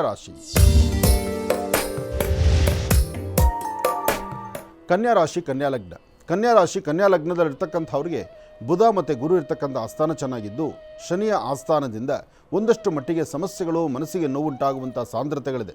ಇವತ್ತು ತಾವು ಅಂದುಕೊಂಡಷ್ಟು ಮಟ್ಟಿಗೆ ಲಾಭವಿಲ್ಲ, ಅಥವಾ ಯಾವುದೇ ಒಂದು ಕೆಲಸಗಳನ್ನು ಅಂದುಕೊಂಡರೂ ಅದು ಪರಿಪೂರ್ತಿ ಆಗುವಂಥದ್ದಲ್ಲ. ಇವತ್ತಿನ ಗೃಹಸ್ಥಿತಿಗಳಲ್ಲಿ ಸರಿಸುಮಾರು 12 ಗಂಟೆ ತನಕ ಮಂದಗತಿಯಲ್ಲೇ ಸಾಗುತ್ತೆ. 12ರ ನಂತರ ಸ್ವಲ್ಪ ಮಟ್ಟಿಗೆ ಚುರುಕು ಆಗಬಹುದು. ಆದರೂ ಈ ಸಮಯದಲ್ಲೂ ಭಾಳ ಜಾಗೃತೆಯಿಂದ ಇರಬೇಕು, ಎಚ್ಚರಿಕೆಯಿಂದ ಇರಬೇಕು, ಜೋಪಾನವಾಗಿ ಆಲೋಚನೆ ಮಾಡಬೇಕು. ಯಾರಿಗಾದರೂ ಏನಾದ್ರು ವಸ್ತುಗಳನ್ನು ಕೊಟ್ಟರೆ ಪುನಃ ವಾಪಸ್ ಬರೋದು ಕಷ್ಟ. ಇವತ್ತು ಯಾವುದೇ ತರಹ ಲೇವಾದೇವಿಗಳು ಮಾಡಿದ್ರೂ ಕೊಟ್ಟು ತೆಗೆದುಕೊಳ್ತಕ್ಕಂತಹ ಲೇವಾದೇವಿಗಳಿಗೂ ಇವತ್ತು ಅದೃಷ್ಟ ಅಂತಕ್ಕಂಥದ್ದು ತುಂಬ ಕಡಿಮೆನೇ. ಹಾಗಾಗಿ ಇವತ್ತು ಮಾಡುವಂತಹ ಕಾಯಕವನ್ನು ಒಂದು ದಿನದ ಮಟ್ಟಿಗೆ ಮುಂದೂಡ್ತಕ್ಕಂಥದ್ದು ಬಹಳ ಉತ್ತಮ. ಇವತ್ತು ಕನ್ಯಾ ರಾಶಿಯಲ್ಲಿರ್ತಕ್ಕಂಥವರು ನಿಮ್ಮ ಕುಲದೇವರನ್ನು ಪ್ರಾರ್ಥನೆ ಮಾಡಿ, ಮನೆಯಲ್ಲಿರ್ತಕ್ಕಂಥ ಹಿರಿಯರ ಮಾರ್ಗದರ್ಶನವನ್ನು ತೆಗೆದುಕೊಳ್ಳಿ. ಏನೇ ಕೆಲಸ ಕಾರ್ಯಗಳು ಮಾಡಬೇಕಾದ್ರೂ ಸ್ವಲ್ಪ ಯೋಚನೆ ಮಾಡಿ, ಸರಿ ಏನು ತಪ್ಪೇನು, ಸರಿ ತಪ್ಪುಗಳ ಸರಿಯಾದ ಆಲೋಚನೆ ಇಲ್ಲದಿರ ಒಂದು ಹೆಜ್ಜೆ ಮುಂದಕ್ಕೆ ಹಾಕಿದ್ರೂ ಅಲ್ಲಿ ಸಮಸ್ಯೆ ಎಂಬತಕ್ಕಂಥದ್ದು ಕಟ್ಟಿಟ್ಟ ಬುತ್ತಿ ಆಗುತ್ತೆ. ಅದಕ್ಕೋಸ್ಕರ ಸಾಧ್ಯವಾದಷ್ಟು ಎಚ್ಚರಿಕೆಯ ನಡೆ ಇರಲಿ. ಹಾಗೆ ಮನೆಯಲ್ಲಿರ್ತಕ್ಕಂಥ ಹಿರಿಯರ ಮಾರ್ಗದರ್ಶನ ಬಹಳ ಮುಖ್ಯವಾಗಿರ್ತಕ್ಕಂಥದ್ದು. ಯಾದೇವಿ ಸರ್ವಭೂತೇಷು ಮಾತೃರೂಪೇಣ ಸಂಸ್ಥಿತ ನಮಸ್ತಸ್ಸೈ ನಮಸ್ತಸ್ಸೈ ನಮಸ್ತಸ್ಸೈ ನಮೋ ನಮಃ. ಒಬ್ಬ ಹಿರಿಯ ಮುತ್ತೈದೆಯರನ್ನು ಅಥವಾ ನಿಮ್ಮ ತಾಯಿಯನ್ನು ಅಥವಾ ಯಾರಾದರೂ ಒಬ್ಬ ಹಿರಿಯ ತಾಯಂದರಿಗೆ ಏನಾದರೂ ಒಂಚೂರು ಹಣ್ಣು ಹಂಪಲು ಕೊಟ್ಟು ಅವರ ಆಶೀರ್ವಾದ ಪಡೆಯೋದ್ರಿಂದ ತುಂಬ ಅನುಕೂಲವನ್ನು ಕನ್ಯಾ ರಾಶಿಯವರು ಸಿದ್ಧಿಪಡಿಸ್ಕೊಳ್ತೀರಿ. ಒಳ್ಳೆಯದಾಗಲಿ, ಶುಭವಾಗಲಿ. ಇನ್ನು ತುಲಾರಾಶಿ. ತುಲಾರಾಶಿ ತುಲಾಲಗ್ನ. ತುಲಾರಾಶಿ ತುಲಾಲಗ್ನದಲ್ಲಿರ್ತಕ್ಕಂಥವರು ಆರೋಗ್ಯ, ವ್ಯವಹಾರ, ಕೆಲಸ ಕಾರ್ಯಗಳು ಇವತ್ತು ಅಷ್ಟು ಸುಗಮವಾಗಿ ನಡೀತಕ್ಕಂಥದ್ದಲ್ಲ ನಿಮ್ಮ ಕೆಲಸಗಳು. ಹಾಗೆ ಒಂದಷ್ಟು ಮಾನಸಿಕವಾದಂಥ ಒತ್ತಡ, ತುಂಬ ದೊಡ್ಡ ಜವಾಬ್ದಾರಿ ತಲೆ ಮೇಲಿದೆಯೇನೋ, ಅಥವಾ ಈ ಜವಾಬ್ದಾರಿ ಕಾಯಕವನ್ನು ನಿಭಾಯಿಸೋಕೆ ಆಗುತ್ತೋ ಇಲ್ವೋ, ಅಥವಾ ಯಾರಾದರೂ ಏನಾದರೂ ನನ್ನ ಬಗ್ಗೆ ಮಾತಾಡ್ಕೊಳ್ತಾರೇನೋ, ಅಥವಾ ಯಾರೋ ಏನೋ ಮಾತಾಡ್ತಾರೆ ಅಂತಕ್ಕಂಥದ್ರ ಮನಸ್ಥಿತಿ ನಿಮ್ಮನ್ನು ತುಂಬ ಬಾಧಿಸುತ್ತೆ. ಹಾಗೆ ಪ್ರಯಾಣದಲ್ಲಾಗಲಿ ವ್ಯವಹಾರದಲ್ಲಾಗಲಿ ನೀವು ಹಾಕುವ ಕಾಗದ ಪತ್ರಕ್ಕೆ ಸಹಿ ಆಗಲಿ, ಇದೆಲ್ಲ ಕಡೆಯಿಂದಲೂ ಒಂದಲ್ಲ ಒಂದು ಕಡೆ ನಿಮ್ಮ ಮಾನಸಿಕವಾದಂಥ ಹಿಂಸೆ ಇದೆ. ಇವತ್ತು ನೀವು ಭಾಳ ಎಚ್ಚರಿಕೆಯಾಗಿರಬೇಕು. ಇವತ್ತು ನೀವು ಎಷ್ಟು ಬುದ್ಧಿವಂತರಾಗಿದ್ದು, ಎಷ್ಟು ಎಚ್ಚರಿಕೆಯಾಗಿದ್ದು, ಎಷ್ಟು ಜೋಪಾನೋ ನೀವು ಒಂದು ಹೆಜ್ಜೆ ಹಾಕಿದ್ರೂ ಅಷ್ಟೇ ಒಳಿತು ಅಂತ ಹೇಳ್ಬೋದು. ಯಾಕೆಂದರೆ ಇವತ್ತಿನ ಗ್ರಹಸ್ಥಿತಿಗಳಲ್ಲಿ ಈ ಕಡೆ ರಾಹು, ಆ ಕಡೆ ಶನಿ ಮತ್ತು ರಾಹು ಇಬ್ಬರ ದೃಷ್ಟಿಕೋನ ಸಹಿತ ಈ ಒಂದು ರಾಶಿ ಮೇಲೆ ಅಷ್ಟು ಲಾಭದಾಯಕವಾಗಿರ್ತಕ್ಕಂಥದ್ದಲ್ಲ. ಆದರೆ ಇಂತಹ ಸಮಯದಲ್ಲೇ ಒಂದಷ್ಟು ಜೋಪಾನವಾಗಿದ್ದು ದೇವಿಯನ್ನು ಪ್ರಾರ್ಥನೆ ಮಾಡ್ತಾ ಮನೆಯಿಂದ ಆಚೆ ಹೊರಡುವಾಗ ಒಂದು ಚಿಟಿಗೆ ಉಪ್ಪು, ಒಂದು ಚಿಟಿಗೆ ಬೆಲ್ಲ ಮತ್ತು ಉಪ್ಪು ಏಕಕಾಲದಲ್ಲೇ ತೆಗೆದುಕೊಂಡು ದೃಷ್ಟಿ ತೆಗೆದುಕೊಂಡು ನೀರಿಗೆ ಹಾಕಿ ಅದು ಕರಗದ ಮೇಲೆ ಹಸಿರು ಗಿಡದ ಮೇಲೆ ಚೆಲ್ರಿ. ಈ ಪ್ರಕಾರ ಮಾಡಿದ್ರೆ ತುಲಾರಾಶಿಯವರು ಒಂದಿಷ್ಟು ಒಳಿತನ್ನು ಕಾಣ್ತೀರಿ. ಏನೇ ಆದರೂ ತುಲಾರಾಶಿ ತುಲಾಲಗ್ನದಲ್ಲಿ ಜನಿಸಿರ್ತಕ್ಕಂಥ ಸ್ತ್ರೀಯರಾಗಲಿ ಪುರುಷರಾಗಲಿ ಇವತ್ತು ನೀವು ತೆಗೆದುಕೊಳ್ಳುವಂಥ ನಿರ್ಣಯ ಅಷ್ಟು ಲಾಭದಾಯಕವಾಗಿರ್ತಕ್ಕಂಥದ್ದಲ್ಲ. ಜೋಪಾನ, ಎಚ್ಚರಿಕೆ ಇರಲಿ. ಯಾವುದೇ ಕೆಲಸ ಮಾಡಬೇಕಾದ್ರೂ ಒಂದು ಕೆಲಸವನ್ನು 4 ಬಾರಿ ಚಿಂತನೆ ಮಾಡಿದ್ರೂ ತಪ್ಪಲ್ಲ. ಒಳ್ಳೆಯದಾಗಲಿ. ಇನ್ನು ವೃಶ್ಚಿಕ ರಾಶಿ. ವೃಶ್ಚಿಕ ರಾಶಿ ವೃಶ್ಚಿಕ ಲಗ್ನದಲ್ಲಿರ್ತಕ್ಕಂಥವರಿಗೆ ಬುಧ ಚೆನ್ನಾಗಿದ್ದಾನೆ. ಹಾಗಾಗಿ ಇವತ್ತಿನ ವ್ಯವಹಾರಗಳ ಕಡೆ ಸ್ವಲ್ಪ ಲಾಭ ಇದೆ. ಮನಸ್ಸಿಗೆ ಒಂದಿಷ್ಟು ಶಾಂತಿ, ನೆಮ್ಮದಿ ಸಿಗುತ್ತೆ. ಮಾಡುವಂಥ ಕೆಲಸ ಯಶಸ್ಸಿನ ಹಾದಿಯಲ್ಲಿರುತ್ತೆ. ಸಮಸ್ಯೆ 100 ಬಂದರೂ ಅದನ್ನು ಬಗೆಹರಿಸ್ಕೊಳ್ಳೋಂಥ ವಿಧಿವಿಧಾನವನ್ನು ಭಗವಂತ ತೋರಿಸ್ತಾ ಇರ್ತಾನೆ. ಕಷ್ಟ 100 ಥರ ಬಂದರೂ ಆ ಕಷ್ಟಗಳನ್ನು ಆಗಿಂದಾಗಲೇ ಬಗೆಹರಿಸ್ಕೊಂಡು 4 ಜನದಲ್ಲಿ ನಗನಗ್ತಾ ಇರುವಂಥ ಕಾಲ ಇವತ್ತು ಎದುರಾಗುತ್ತೆ. ಇವತ್ತು ನಿಮ್ಮ ವ್ಯವಹಾರಗಳಲ್ಲಿ, ನಿಮ್ಮ ಕೆಲಸ ಕಾರ್ಯಗಳಲ್ಲಿ ನೀವು ಮಾಡುವಂಥ ನಿಮ್ಮ ವೃತ್ತಿ ಧರ್ಮವನ್ನು ಅಭಿವೃದ್ಧಿಪಡಿಸ್ಕೊಳ್ಳುವಂಥ ನಿಟ್ಟಿನಲ್ಲಿ ನಿಮ್ಮ ಪ್ರಯತ್ನವನ್ನು ಅದ್ಭುತವಾಗಿ ಮಾಡ್ಬೋದು. ಹಾಗೆ ಯಾವುದೇ ಕೆಲಸ ಮಾಡಬೇಕಾದರೂ ಸಣ್ಣ ಸಣ್ಣ ವಿಚಾರಕ್ಕೂ ಸಹಿತ ಮನಸ್ತಾಪ ಆಗ್ತಾ ಇರುತ್ತೆ. ಇವತ್ತು ವೃತ್ತಿಯಲ್ಲಿ ಅಭಿವೃದ್ಧಿಯನ್ನು ಕಂಡು ಫಲಾಫಲಗಳನ್ನು ಸಿದ್ಧಿಪಡಿಸ್ಕೊಳ್ಬೇಕಾದ್ರೆ ಒಂದು ಚಿಟಿಕೆ ತೊಗರಿಬೇಳೆ, ಒಂದು ಚಿಟಿಕೆಯಷ್ಟು ಉದ್ದಿನಬೇಳೆ, ಉದ್ದು ಮತ್ತು ತೊಗರಿ ಎರಡೂ ಸಹಿತ ಏಕಕಾಲದಲ್ಲೇ ತೆಗೆದುಕೊಂಡು ದೃಷ್ಟಿ ತೆಗೆದು ಆಚೆ ಹಾಕೋದ್ರಿಂದ ಒಂದಿಷ್ಟು ಒಳಿತನ್ನು ಕಾಣ್ತೀರಿ. ಹಾಗೆ ನಿಮ್ಮ ಮನೆ ದೇವರ ಪ್ರಾರ್ಥನೆ ಮಾಡಿ ಗುರುಗಳ ಆಶೀರ್ವಾದ ಪಡೆಯೋದ್ರಿಂದಲೂ ಸಾಕಷ್ಟು ಲಾಭ ಇದೆ. ಸಾಧ್ಯವಾದರೆ ಒಂದು ಹನಿ ಜೇನುತುಪ್ಪವನ್ನು ಅಂಗೈಯಲ್ಲಿ ಹಾಕ್ಕೊಂಡು ಉತ್ತರಾಭಿಮುಖವಾಗಿ ನಿಂತು ದೇವಿಯನ್ನು ಪ್ರಾರ್ಥನೆ ಮಾಡ್ತಾ ದೇವರ ಮಹಾಪ್ರಸಾದ ಅಂತಲೇ ತಿಳಿದು ಆ ಪ್ರಸಾದದ ಜೇನುತುಪ್ಪವನ್ನು ತಾವೇ ಸ್ವೀಕರಿಸೋದ್ರಿಂದ ನಿಮ್ಮ ಆರೋಗ್ಯದಲ್ಲೂ ಒಂದಷ್ಟು ನೆಮ್ಮದಿ ಇರುತ್ತೆ, ಮನಸ್ಸಿಗೂ ಶಾಂತಿ, ನೆಮ್ಮದಿ ಸಿಗುತ್ತೆ. ಅಂದುಕೊಂಡಷ್ಟು ಕೆಲಸಗಳನ್ನು ಈಸಿಯಾಗಿ ಮುಂದುವರಿಸ್ತೀರಿ ನೀವು. ಒಳ್ಳೆಯದಾಗಲಿ, ಶುಭವಾಗಲಿ. ಇನ್ನು ಮಹರ್ಷಿವಾಣಿ ಕಾರ್ಯಕ್ರಮಕ್ಕೆ ಕರೆ ಮಾಡತಕ್ಕಂಥ ತಾಯಂದಿರು ಸಾಕಷ್ಟು ಜನ ಇದ್ದೀರಿ, ಅಣ್ಣ ತಮ್ಮಂದಿರಿದ್ದೀರಿ. ಬನ್ನಿ, ಇವತ್ತಿನ ಕರೆ ಯಾರು ಮೊದಲು ಮಾಡಿದ್ದಾರೆ ನೋಡೋಣ. ಹಲೋ. ನಮಸ್ತೆ ಗುರುಜಿ ರೀ. ನಮಸ್ತೆ ತಾಯಿ. ನಮಸ್ತೆ ಗುರುಜಿ. ನಂಗೆ ಥ್ಯಾಂಕ್ಸ್ ರೀಪ. ನಂಗೆ ಎಷ್ಟು ನನ್ನ ಬಗ್ಗೆ ಸಾಕಾಗೈತ್ರಿ. ನಂಗೆ ನೀವು ಸಿಕ್ತಿರಲ್ಲ ಅಂತ ಅನಿಸ್ಬಿಟ್ಟಿದ್ರಿ ನನಗೆ. ಹೇಳಮ್ಮ, ಎಲ್ಲಿಂದ ಕರೆ ಮಾಡ್ತಿದ್ರಿ? ಗುರುಜಿ ರೀ, ನನಗೆ ಯಾರು ಏನ್ ಮಾಡ್ತಾರ ಅನ್ನೋದು ಭಯ ಆಗಿ ಹೆದರಿಕೆ ಬಂದ್ಬಿಟ್ಟಿದ್ರಿ ಗುರುಜಿ. ನಾ ಧಾರವಾಡ ಜಿಲ್ಲೆಯಿಂದ ಮಾತಾಡ್ತಾ ಇದ್ದೇನ್ರಿ. ಏನ್ ಸಮಸ್ಯೆ ಆಗ್ತಾ ಇದೆಮ್ಮ? ಗುರುಜಿ, ನನ್ನ ಕಣ್ಣು ಹೋಗಿ ಈಗ 7 ವರ್ಷ ಆಯ್ತ್ರಿ. ಜ್ವರ ಬಂದ ನ್ಯಾವ ಆಗ್ರಿ ಗುರುಜಿ. ಜ್ವರ ಬಂದಿದ್ದಕ್ಕೆ ಕಣ್ಣು ಹೋಯ್ತಾ? ಹಾ ರೀ ಗುರುಜಿ. ಈಗ ಎರಡೂ ಕಣ್ಣು ಕಾಣಿಸ್ತಾ ಇಲ್ವಮ್ಮ? ಎರಡೂ ಕಣ್ಣು ಕಾಣಿಸ್ತಾ ಇಲ್ವಾ? ಎರಡೂ ಕಣ್ಣು ಕಾಣಿಸ್ತಾ ಇಲ್ಲ ಗುರುಜಿ. ನಾನು ನಿಮ್ಗೊಂದು ಕರೆ ಮಾಡಿದ್ದೀರಿ. ಅದ್ರ ಪ್ರಕಾರ ನಂಗೆ ನಿಮ್ ಲೈನ್ ಸಿಕ್ಕಾಗ ನೀನು ಕಣ್ಣಿನ ರೇಖೆ ಕೈ ರೇಖೆ ಹಾಕಂತ ಹೇಳಿದ್ರಿ. ನಾನು ಹಾಕಿದ್ದೆ ಗುರುಜಿ, ಅದಕ್ಕೆ ಲೈನ್ ಸಿಕ್ಕಿದೆ ಗುರುಜಿ. ಹೇಳಮ್ಮ ಗುರುಜಿ. ನಂಗೆ ಕಣ್ಣು ಬಂದ್ರೆ ನಾ ಮತ್ತೊಮ್ಮೆ ಹುಟ್ಟಿ ಬಂದಂಗ್ರಿ ಗುರುಜಿ. ನಮ್ ನಿಮ್ ಚಿರಋಣಿಯಾಗಿರ್ತೇನೆ. ಆ ತರ ತ್ರಾಸ ಆಗ್ಬಿಟ್ಟಿದೆ ನೋಡ್ರಿ ನನಗೆ. ಹೌದಮ್ಮ, ಯಾಕೆಂದರೆ ಪ್ರಪಂಚವನ್ನು ನೋಡಿ 7 ವರ್ಷ ಆಯ್ತು ನಾನು ಕತ್ತಲು ಹೋಗಿದ್ರಿ. ಸ್ವಲ್ಪನೂ ಕಾಣ್ತಾ ಇಲ್ವಾ? ಏನು ಚೂರು ಬೆಳಕೆ ಸಿಗೋದಿಲ್ವಾ?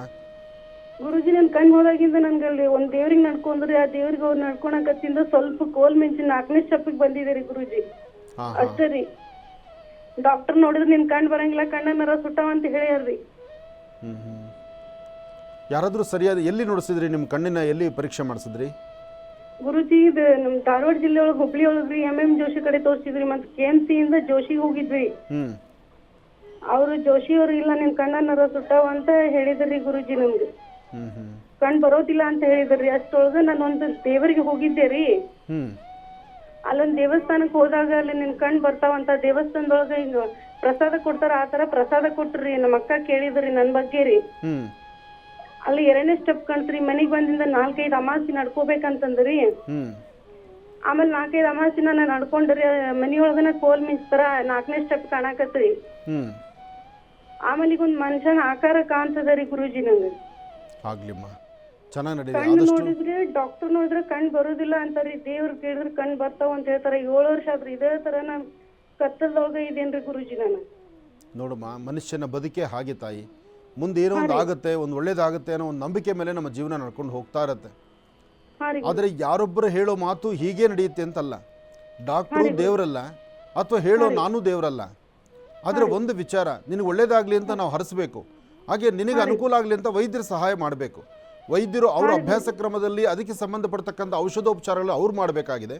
ನಿನಗೆ ಧೈರ್ಯ ತುಂಬುವಂಥ ಕಾಯಕ ಮಾಡಿ ಏನಾದರೂ ಒಂದು ಕಡೆ ನಿನಗೆ ಅನುಕೂಲ ಆಗಲಿ ಅಂತ ಒಂದಲ್ಲ 4 ಥರ ಆಲೋಚನೆ ಮಾಡುವ ಕಾರ್ಯಕ್ರಮ ನಂದಾಗಿರುತ್ತೆ. ಹಾಗಾಗಿ ನಿನಗೆ ಆದಷ್ಟು ಬೇಗ ಕಣ್ಣು ಕಾಣಲಿ ಅಂತಲೇ ನಾನು ಯೋಚನೆ ಮಾಡ್ತೀನಿ, ದೇವ್ರನ್ನ ಪ್ರಾರ್ಥನೆ ಮಾಡ್ತೀನಿ. ಇದಕ್ಕೆ ಸರಿಯಾದಂಥ ವೈದ್ಯರ ಸಹಾಯ ಒಂದು ಸ್ವಲ್ಪ ತಗೋ. ಆಹಾರದಲ್ಲೂ ಸಹಿತ ಅದಕ್ಕೆ ಬೇಕಾಗಿರೋ ಒಂದಷ್ಟು ಪದಾರ್ಥಗಳು ತಗೋ. ಒಳ್ಳೆ ಯೋಗ ಟೀಚರ್ನ ಒಂದು ಸ್ವಲ್ಪ ಕನ್ಸಲ್ಟ್ ಮಾಡಿ ಆ ಯೋಗ ಕಣ್ಣಿಗೆ ಸಂಬಂಧಪಡ್ತಕ್ಕಂಥ ಒಂದಷ್ಟು ಯೋಗ, ಅದಕ್ಕೆ ಸಂಬಂಧಪಡ್ತಕ್ಕಂಥ ಧ್ಯಾನದ ಬಗ್ಗೆನೂ ಅವರಿಂದ ಒಂದಷ್ಟು ವಿಚಾರಗಳು ತಗೊಳ್ಳಮ್ಮ. ನಿಂಗೆ ಆದಷ್ಟು ಬೇಗ ಕಣ್ಣು ಕಾಣಲಿ ಅಂತಲೇ ನಾನು ದೇವ್ರನ್ನ ಪ್ರಾರ್ಥನೆ ಮಾಡ್ತೀನಿ ತಾಯಿ. ಒಳ್ಳೆಯದಾಗಲಮ್ಮ. ಬುಧವಾರದ ಮಹಾವಿಷ್ಣುವಿನ ಅನುಗ್ರಹ ಜೊತೆಗೆ ನಾಳೆ ಅದ್ಭುತವಾದಂತಹ ಒಂದು ತಂತ್ರಸಾರ.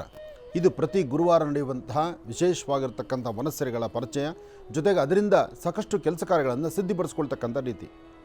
ಸಂಜೆ 6 ಆದ ತಕ್ಷಣ ಭಯಪಡ್ತಕ್ಕಂಥವರಿಗೆ, ಒಂದಷ್ಟು ಕೆಲಸ ಕಾರ್ಯಗಳ ಅಭಿವೃದ್ಧಿ ಕಾಣದಿರತಕ್ಕಂಥವರಿಗೆ, ಸಮಸ್ಯೆ ಎಂಬತಕ್ಕಂಥದ್ದಕ್ಕೆ ಪರಿಹಾರನೇ ಸಿಗ್ತಿಲ್ವೇನೋ ಎಂಬತಕ್ಕಂಥ ಚಿಂತನೆ ಮಾಡ್ತಕ್ಕಂಥವ್ರಿಗೆ, ಎಲ್ಲದಕ್ಕಿಂತ ಮುಖ್ಯವಾಗಿ ಈ ಮನೆಗಳಲ್ಲಾಗಲಿ ಅಥವಾ ಹೊರಗಡೆ ಆಗಲಿ ಒಂಟಿಯಾಗಿ ಓಡಾಡೋರು ಭಯಪಡ್ತಾರಲ್ಲ, ಆ ಭಯಪಡ್ತಕ್ಕಂಥವ್ರಿಗೆ ಭಯ ಪಡೆದಿರಲಿಕ್ಕೆ ಒಂದು ಅದ್ಭುತವಾದ ತಂತ್ರ ಇದು. ಈ ತಂತ್ರಸಾರದಿಂದ ಸಾಕಷ್ಟು ಕೆಲಸ ಕಾರ್ಯಗಳನ್ನು ಸಿದ್ಧಿಪಡಿಸ್ಕೊಳ್ಬೋದು. ಅದು ನಾಳಿನ ತಂತ್ರಸಾರದಲ್ಲಿ ತಾವು ನೋಡ್ತಿದ್ದೀರಿ. ನಾಳೆ ಬೇಕಾಗಿರೋ ಪದಾರ್ಥ ಏನು ಅಂತಲೂ ನಾವು ಹೇಳಿದ್ದೀವಿ.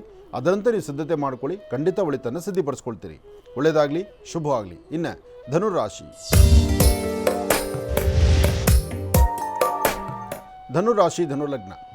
ಧನುರ್ಲಗ್ನದಲ್ಲಿರ್ತಕ್ಕಂಥವರಿಗೆ ಚಂದ್ರನ ಆಸ್ಥಾನ ಚೆನ್ನಾಗಿದೆ, ಗುರುವಿನ ಅನುಗ್ರಹ ಇದೆ, ಇಷ್ಟಾರ್ಥವನ್ನು ಸಿದ್ಧಿಪಡಿಸ್ಕೊಳ್ತಕ್ಕಂಥ ಯೋಗ ಫಲ ಇದೆ. ಇವತ್ತು ಕೆಲವಷ್ಟು ವಿಚಾರಗಳು ಸತ್ಯಾಸತ್ಯತೆಗಳನ್ನು ಸರಿಯಾಗಿ ಅರ್ಥ ಮಾಡ್ಕೋಬೇಕು. ದುಡುಕಿ ತೀರ್ಮಾನ ತಂದುಕೊಳ್ಬಾರ್ದು. ಯಾರೋ ಏನೋ ಅಂತಾರೆ ಅಂತ ಮನಸ್ಸನ್ನು ನೊಂದುಕೊಳ್ಬಾರ್ದು. ನಿಮಗೆ ನಿಮ್ಮದೇ ಆದಂತಹ ಒಂದಷ್ಟು ವಿಶೇಷವಾಗಿರ್ತಕ್ಕಂಥ ಸ್ಥಾನಮಾನವಿದೆ, ಒಂದು ಅನುಗ್ರಹ ಇದೆ. ಜೊತೆಗೆ ಗುರುವಿನ ಅನುಗ್ರಹ ಇದ್ದಾಗ ಸಾಕಷ್ಟು ಫಲಗಳನ್ನು ಸಿದ್ಧಿಪಡಿಸ್ಕೊಳ್ತೀರಿ. ಒಂದಷ್ಟು ಮಟ್ಟಿಗೆ ಆರ್ಥಿಕ ಸಂಕಷ್ಟಗಳು ಎದುರಾಗ್ಬೋದು, ಹಾಗಂತ ಭಯಪಡಬೇಕಾದ್ದಿಲ್ಲ. ಇನ್ನೊಂದೆರಡು 3 ದಿನಗಳಲ್ಲಿ ಬದಲಾವಣೆ ಅಂತಕ್ಕಂಥದ್ದು ಸಾಕಷ್ಟು ಇದೆ ಧನುರಾಶಿಯವರಿಗೆ. ಆದರೆ ಬದಲಾವಣೆಯ ಪೂರ್ವಭಾವಿಯಾಗಿ ಇವತ್ತು ಒಂದಷ್ಟು ಮಾನಸಿಕವಾದಂತಹ ಒತ್ತಡಗಳು ಎದುರಾಗ್ಬೋದು. ಹಾಗೆ ಕೆಲವಷ್ಟು ವಸ್ತುಗಳನ್ನು ಎಲ್ಲೋ ಇಟ್ಟು ಎಲ್ಲೋ ಹುಡುಕಾಟ ಮಾಡುವಂಥದ್ದು ಆಗ್ಬೋದು. ಕೆಲವಷ್ಟು ಜವಾಬ್ದಾರಿಯುತವಾಗಿ ನಡ್ಕೊಳ್ಬೇಕಾಗಿರ್ತಕ್ಕಂಥದ್ರಲ್ಲಿ ವ್ಯತ್ಯಾಸ ಆಗುವಂಥದ್ದು, ಮನಸ್ಸಿಗೆ ಒಂದಿಷ್ಟು ಅಸಮಾಧಾನ ಉಂಟಾಗುವಂಥ ಪರಿಸ್ಥಿತಿ ಎದುರಾಗ್ಬೋದು. ಇದಕ್ಕಾಗಿ ನೀವು ಅಧೈರ್ಯ ಪಡ್ತಕ್ಕಂಥದ್ದು ಬೇಡ, ಧೈರ್ಯವಾಗಿರಿ, ಹೆಚ್ಚಿನ ಫಲಗಳನ್ನೇ ಸಿದ್ಧಿಪಡಿಸ್ಕೊಳ್ತೀರಿ. ಹಾಗೆ ಇವತ್ತು ಸರಿಸುಮಾರು ಸಂಧ್ಯಾಕಾಲ 4ರಿಂದ 6:20, 4 ಗಂಟೆಯಿಂದ 6 ಗಂಟೆ 20 ನಿಮಿಷ ಬಹಳ ಅದ್ಭುತವಾದಂಥ ಕಾಲ. ಈ ಸಮಯದಲ್ಲಿ ತಾವು ಯಾವ ಚಿಂತನೆಯನ್ನು ಮಾಡಿದ್ರೂ, ಯಾವ ಫಲಗಳನ್ನು ಸಿದ್ಧಿಪಡಿಸ್ಕೊಳ್ಬೇಕು ಅಂತ ಆಲೋಚನೆ ಮಾಡಿದ್ರೂ ಅದರಿಂದ ಒಳಿತನ್ನು ಖಂಡಿತ ಕಾಣ್ತೀರಿ. ಒಳ್ಳೆಯದಾಗಲಿ, ಶುಭವಾಗಲಿ. ಇನ್ನು ಮಕರ ರಾಶಿ. ಮಕರ ರಾಶಿ ಮಕರ ಲಗ್ನದಲ್ಲಿರ್ತಕ್ಕಂಥವ್ರಿಗೆ ಚಂದ್ರ ಮತ್ತು ಗುರು ಇರ್ತಕ್ಕಂಥ ಆಸ್ಥಾನ ಚೆನ್ನಾಗಿದೆ. ಮನಸ್ಸಿಗಿಷ್ಟು ಶಾಂತಿ, ನೆಮ್ಮದಿ, ವೃತ್ತಿಯಲ್ಲಿ ಅಭಿವೃದ್ಧಿ, ವ್ಯಾಪಾರ ವ್ಯವಹಾರಗಳ ಕಡೆ ಸ್ವಲ್ಪ ಗಮನ, ಮಾಡುವಂಥ ಕೆಲಸಗಳಲ್ಲಿ ಕೆಲವಷ್ಟು ವಿಘ್ನಗಳಿರುತ್ತೆ, ಕೆಲವಷ್ಟು ಲಾಭವಿರುತ್ತೆ. ಆದರೆ ಸಣ್ಣ ವಿಚಾರಕ್ಕೂ ಸಹಿತ ಮನಸ್ತಾಪಗಳು ಉಂಟಾಗುವಂಥ ಕಾಲನೂ ಎದುರಾಗ್ತಾ ಇರುತ್ತೆ. ಮನುಷ್ಯನ ಗ್ರಹಗತಿಗಳು ಸರಿಯಿಲ್ಲ ಅಂದರೆ ಇವೆಲ್ಲವೂ ಸಹಜವೇ. ಇದಕ್ಕೆ ಈ ಸಮಯದಲ್ಲಿ ನೀವು ಮಾಡಬೇಕಾಗಿರ್ತಕ್ಕಂಥದ್ದು ತಾಯಿ ದುರ್ಗೆಯನ್ನು ಪ್ರಾರ್ಥನೆ ಮಾಡ್ತಕ್ಕಂಥದ್ದು, ಗ್ರಾಮ ದೇವತೆಯ ದರ್ಶನ ಮಾಡಿ ಬರ್ತಕ್ಕಂಥದ್ದು, ಎಲ್ಲರೂ ಒಂದು ಶಕ್ತಿ ದೇವಾಲಯಕ್ಕೆ ಹೋಗಿ ಒಂದು ಪುಣ್ಯಕ್ಷೇತ್ರದಲ್ಲಿ ತೀರ್ಥ ಸ್ನಾನವನ್ನು ಮಾಡಿ ಬರ್ತಕ್ಕಂಥದ್ದು. ಹೀಗೆ ಇಂಥ ಒಂದು ಕಾಲವನ್ನು ತಾವು ಕಳೀತಕ್ಕಂಥದ್ದು ಭಾಳ ಉತ್ತಮ. ಹಾಗೆ ನಿಮ್ಮ ಕರಹಸ್ತದಿಂದ ಸಾಧ್ಯವಾದರೆ ಒಂದಷ್ಟು ಅನ್ನದಾನವನ್ನು ಮಾಡಿ, ಹಸಿದ ವ್ಯಕ್ತಿಗಳಿಗೆ ಅನ್ನದಾನವನ್ನು ಮಾಡಿ, ದಾನ ಧರ್ಮಾದಿಗಳಿಗೆ ಮುಂದಾಗಿ, ಅಥವಾ ಯಾವುದೇ ಒಂದು ಕೆಲಸ ಕಾರ್ಯಗಳನ್ನು ಮಾಡಬೇಕಾದ್ರೂ ಸ್ವಲ್ಪ ಎಚ್ಚರಿಕೆಯ ನಡೆ ಇರಲಿ. ಇದರಿಂದ ಒಳಿತನ್ನು ಖಂಡಿತ ಕಾಣ್ತೀರಿ. ಹಾಗೆ ಕೆಲವಷ್ಟು ಅಚಾತುರ್ಯಗಳಲ್ಲಿ ಲಾಭ ಎಂಬತಕ್ಕಂಥದ್ದು ಕಡಿಮೆ ಆಗಿ ಅಧಿಕವಾದಂತಹ ನಷ್ಟ ಕಾಣ್ತಿದೆಯೇನೋ ಎಂಬತಕ್ಕಂಥ ರೀತಿ ಕಾಣಬಹುದು. ಆದರೆ ನಷ್ಟ ಕಣ್ಣಿಗೆ ಕಾಣುತ್ತಷ್ಟೇ, ನಷ್ಟ ಆಗಿರುವಂಥದ್ದಲ್ಲ, ನಷ್ಟ ಆಗೋದೂ ಅಲ್ಲ. ಯಾಕೆಂದರೆ ಗ್ರಹಸ್ಥಿತಿಗಳಲ್ಲಾಗುವ ವ್ಯತ್ಯಾಸ ಅಷ್ಟೇ. ಆದರೆ ನಿಮ್ಮ ಜಾತಕದಲ್ಲಿ ರಾಹು ಚೆನ್ನಾಗಿದ್ದು ಗುರುವಿನ ಅನುಗ್ರಹ ಬರುವಂಥ ಕಾಲ ಮತ್ತಷ್ಟು ಅದರ ಶೀಘ್ರದಲ್ಲಿದೆ. ಅಲ್ಲಿವರೆಗೂ ದುರ್ಗಾ ಪ್ರಾರ್ಥನೆ, ದುರ್ಗಾ ದೀಪ ನಮಸ್ಕಾರ, ದುರ್ಗಾ ಸ್ತೋತ್ರ, ದುರ್ಗಾ ಸಪ್ತಶತಿ, ಹೀಗೆ ದುರ್ಗಾದೇವಿಯ ಆರಾಧನೆಯಿಂದ ಸಾಕಷ್ಟು ಫಲಗಳನ್ನು ಮಕರ ರಾಶಿಯವರು ಸಿದ್ಧಿಪಡಿಸ್ಕೊಳ್ತೀರಿ. ಇನ್ನು ಕುಂಭರಾಶಿ. ಕುಂಭರಾಶಿ ಕುಂಭಲಗ್ನ. ಕುಂಭರಾಶಿ ಕುಂಭಲಗ್ನದಲ್ಲಿರ್ತಕ್ಕಂಥವ್ರು ಯಾವುದೇ ವ್ಯವಹಾರಗಳು ಮಾಡಬೇಕಾದ್ರೂ ಸ್ವಲ್ಪ ಜೋಪಾನ. ಕೊಟ್ಟ ಮಾತಿನಂತೆ ನಡ್ಕೊಳ್ಳೋಕ್ಕಾಗಲ್ಲ. ವ್ಯವಹಾರಗಳಲ್ಲಿ ಅಡ್ಡಿ ಆತಂಕ ಅಂತಿರುತ್ತೆ. ಮನಸ್ಸಿಗೆ ಮಾನಸಿಕವಾದಂಥ ಒತ್ತಡಗಳಿರುತ್ತೆ. ಇರುವ ನೋವನ್ನು ಮತ್ತೊಬ್ಬರಲ್ಲಿ ಹಂಚ್ಕೊಳ್ಳೋಕ್ಕಾಗಲ್ಲ. ಬರುವ ಸಮಸ್ಯೆಗೆ ಪರಿಹಾರ ಕಾಣುವುದಿಲ್ಲ. ಹಾಗಂತ ಒಂಟಿಯಾಗಿದ್ದು ಹೆದರ್ಸೋಕ್ಕಾಗೋದಿಲ್ಲ. ಯಾವುದೋ ಒಂದು ಸಮಸ್ಯೆ, ಯಾವುದೋ ಒಂದು ಬಾಧೆ ನಿಮ್ಮನ್ನು ಬಾಧಿಸ್ತಾ ಇರುತ್ತೆ. ಆದರೆ ಇಂತಹ ಸಮಯದಲ್ಲೇ ಹೆದರದಿರ ನೀವು ಮಾಡುವಂಥ ಕಾಯಕವನ್ನು ಗೌರವಿಸ್ತಾ ಒಂದಷ್ಟು ಜವಾಬ್ದಾರಿಯುತವಾದಂಥ ಕೆಲಸಗಳನ್ನು ಮಾಡಿ ಭಗವಂತ ಕೊಟ್ಟಿದ್ದರಲ್ಲೇ ತೃಪ್ತರಾಗಿರ್ತಕ್ಕಂಥದ್ದು ಬಹಳ ಉತ್ತಮ. ಏನೋ ಸಾಧನೆ ಮಾಡ್ತೀನಿ, ಏನೋ ಸಂಪಾದನೆ ಮಾಡ್ತೀರಿ, ಅಥವಾ ಇನ್ಯಾವುದೋ ಹೊಸತನವನ್ನು ಕಾಣ್ತೀನಿ, ಹೊಸ ಬದುಕಿನಡೆ ನಡೀತೀರಿ ಅಂತ ನೀವು ಒಂದು ಹೆಜ್ಜೆ ಮುಂದಕ್ಕೆ ಹಾಕಿದ್ರೂ ಅಚಾತುರ್ಯಗಳಾಗ್ತಕ್ಕಂಥದ್ದು, ಸಮಸ್ಯೆ ಕಟ್ಕೊಳ್ಳೋದು ಜಾಸ್ತಿ ಆಗುತ್ತೆ. ಹಾಗಾಗಿ ಅನುಭವಸ್ಥರ ಮಾತು, ಗುರು ಹಿರಿಯರ ಆಶೀರ್ವಾದ, ದೇವತಾ ದರ್ಶನ, ಇದರಿಂದ ಕುಂಭರಾಶಿಯವರು ಒಂದಿಷ್ಟು ಒಳಿತನ್ನು ಕಾಣಬಹುದು. ಇನ್ನು ಮೀನರಾಶಿ. ಮೀನರಾಶಿ ಮೀನಲಗ್ನ. ಮೀನರಾಶಿ ಮೀನಲಗ್ನದಲ್ಲಿರ್ತಕ್ಕಂಥವ್ರಿಗೆ ಚಂದ್ರ ಮತ್ತು ಗುರು ಇರ್ತಕ್ಕಂಥ ಆಸ್ಥಾನ ಚೆನ್ನಾಗಿದ್ದು, ಬುಧನ ಅನುಗ್ರಹ ಇದ್ದು, ಇಷ್ಟಾರ್ಥವನ್ನು ಸಿದ್ಧಿಪಡಿಸ್ಕೊಳ್ತಕ್ಕಂಥ ಯೋಗಫಲ ಇದೆ. ಇವತ್ತು ಕೆಲವಷ್ಟು ಸತ್ಯಾಸತ್ಯತೆಗಳನ್ನು ಅರ್ಥ ಮಾಡ್ಕೋಬೇಕು, ಬೇಕು ಬೇಡಗಳನ್ನು ತಿಳ್ಕೊಳ್ಬೇಕು, ವ್ಯಾಪಾರ ವ್ಯವಹಾರಗಳ ಕಡೆ ಹೆಚ್ಚು ಗಮನ ಕೊಡಬೇಕು, ನಿಮ್ಮ ಕುಟುಂಬದ ಹಿರಿಯರು ಹೇಳುವಂಥ ಮಾತನ್ನು ಆಲಿಸಬೇಕು, ಅಥವಾ ಮೇಲಧಿಕಾರಿಗಳ ಹತ್ರ ಸಾಧ್ಯವಾದಷ್ಟು ಸೌಮ್ಯವಾಗಿ ನಡ್ಕೊಳ್ಬೇಕು. ನಿಂದಕರು ಸಾಕಷ್ಟು ಜನ, ನಿಂದನೆ ಮಾಡ್ತಕ್ಕಂಥವ್ರು ಹೆಜ್ಜೆಜ್ಜೆಗೂ ಸಿಗ್ತಾರೆ. ಹಾಗಂತ ಅದೆಲ್ಲವನ್ನು ನಿಮ್ಮ ಮನಸ್ಸಿಗೆ ಹಾಕ್ಕೊಂಡ್ರೆ ಕೆಲಸ ಆಗೋದಿಲ್ಲ. ಆದರೆ ನಿಮ್ಮ ನಡೆಯಲ್ಲಿ ವ್ಯತ್ಯಾಸ ಬರಬಾರ್ದು, ನಿಮ್ಮ ವ್ಯವಹಾರಗಳಲ್ಲಿ ತೊಂದರೆ ಆಗಬಾರ್ದು. ನಿಮ್ಮ ಕುಲದೇವರ ಅನುಗ್ರಹವನ್ನು ಪಡೆದು ಒಂದೆಜ್ಜೆ ಮುಂದಕ್ಕೆ ಹಾಕಿದ್ರೆ ಮತ್ತಷ್ಟು ಲಾಭವನ್ನೇ ಗಳಿಸ್ತೀರಿ. ಒಳ್ಳೆ ಫಲಾಫಲಗಳನ್ನು ಸಿದ್ಧಿಪಡಿಸ್ಕೊಳ್ತಕ್ಕಂಥ ಯೋಗಫಲ ಇದೆ. ಆದರೆ ಹಣಕಾಸಿನ ವಿಚಾರದಲ್ಲಿ ಮಾತ್ರ ತೊಂದರೆ ತಾಪತ್ರಗಳಿದೆ. ಇವತ್ತು ಯಾರೊಂದಿಗೆ ಏನು ವ್ಯವಹಾರ ಮಾಡಬೇಕಾದರೂ ಸಾಧ್ಯವಾದರೆ ಒಂದು ದಿನದ ಮಟ್ಟಿಗೆ ಮುಂದೂಡತಕ್ಕಂಥದ್ದು ಒಳ್ಳೆಯದು. ಇವತ್ತಿನ ರಾಶಿ ನಕ್ಷತ್ರಚಾರ ಪ್ರಕಾರ ನಿಮ್ಮ ಫಲದಲ್ಲಿ ಹಣಕಾಸಿನ ವಿಚಾರದಲ್ಲಿ ಅಧಿಕವಾದಂತಹ ಲಾಭ ಆಗುತ್ತೆ. ಇದರಿಂದ ಏನೋ ಸಾಧನೆ ಮಾಡ್ಕೊಳ್ಬೋದಾಗತ್ತೆ, ಸಾಧ್ಯವಿಲ್ಲ. ಆ ಕ್ಷಣಕ್ಕೆ ಸ್ವಲ್ಪ ಅನುಕೂಲ ಆಗ್ಬೋದು, ಬಿಟ್ಟರೆ ಅದರಿಂದ ತೊಂದರೆಗಳು ಆಗುತ್ತೆ. ಜೋಪಾನ ಇರಲಿ, ಎಚ್ಚರಿಕೆಯಿಂದಿರಲಿ. ಒಳ್ಳೆಯದಾಗಲಿ, ಶುಭವಾಗಲಿ. ಇನ್ನು ಇವತ್ತು ಮತ್ತೊಬ್ಬರು ಕರೆಯಲ್ಲಿ ಸಿದ್ಧರಾಗಿದ್ದಾರೆ. ಅವ್ರು ಯಾರು ನೋಡೋಣ ಬನ್ನಿ. ಹಲೋ ಹಲೋ, ನಮಸ್ತೆ ತಾಯಿ, ಹೇಳಮ್ಮ. ನಮಸ್ತೆ ಗುರುಜಿ. ಹೇಳಮ್ಮ. ನನ್ನ ಹೆಸರು ಶಾಂತಮ್ಮ ಗುರುಜಿ. ಹೇಳಮ್ಮ, ಮಾತಾಡು ತಾಯಿ. ನನ್ನ ಹೆಸರು ಶಾಂತಮ್ಮ. ಹಾಂ. ನಮ್ದು ಮನೆ, ನಮಗೆ ಸ್ವಲ್ಪ ಆರ್ಥಿಕ ಪರಿಸ್ಥಿತಿ, ಮನೆ ಕಟ್ತೀವೋ ಇಲ್ವಾ ಗುರುಜಿ. ನಮ್ಮ ಮನೆಗೆ ನಮ್ಮ ಮಗನಿಗೆ 7 ವರ್ಷ ಆಯ್ತು ಮದುವೆ, ಇನ್ನು ಮಕ್ಕಳಾಗಿಲ್ಲ ಗುರುಜಿ. ಈಗ ಮನೆ ಕಟ್ಟೋದು ಚಿಂತನೆ ಮಾಡ್ತಿದ್ರಿ, ಮಗನಿಗೆ ಮದುವೆ ಆಗಿದೆ, ಮಕ್ಕಳಾಗಿಲ್ಲ. ಹೌದು ಸ್ವಾಮಿ. ನಿಮ್ಮ ಮಗ ಸೊಸೆ ಇದ್ದಾರಮ್ಮ ಮನೆಯಲ್ಲಿ? ಇಲ್ಲ ಗುರುಜಿ. ಇದ್ರೆ ಕೊಡಮ್ಮ, ಫೋನ್ ಕೊಡು.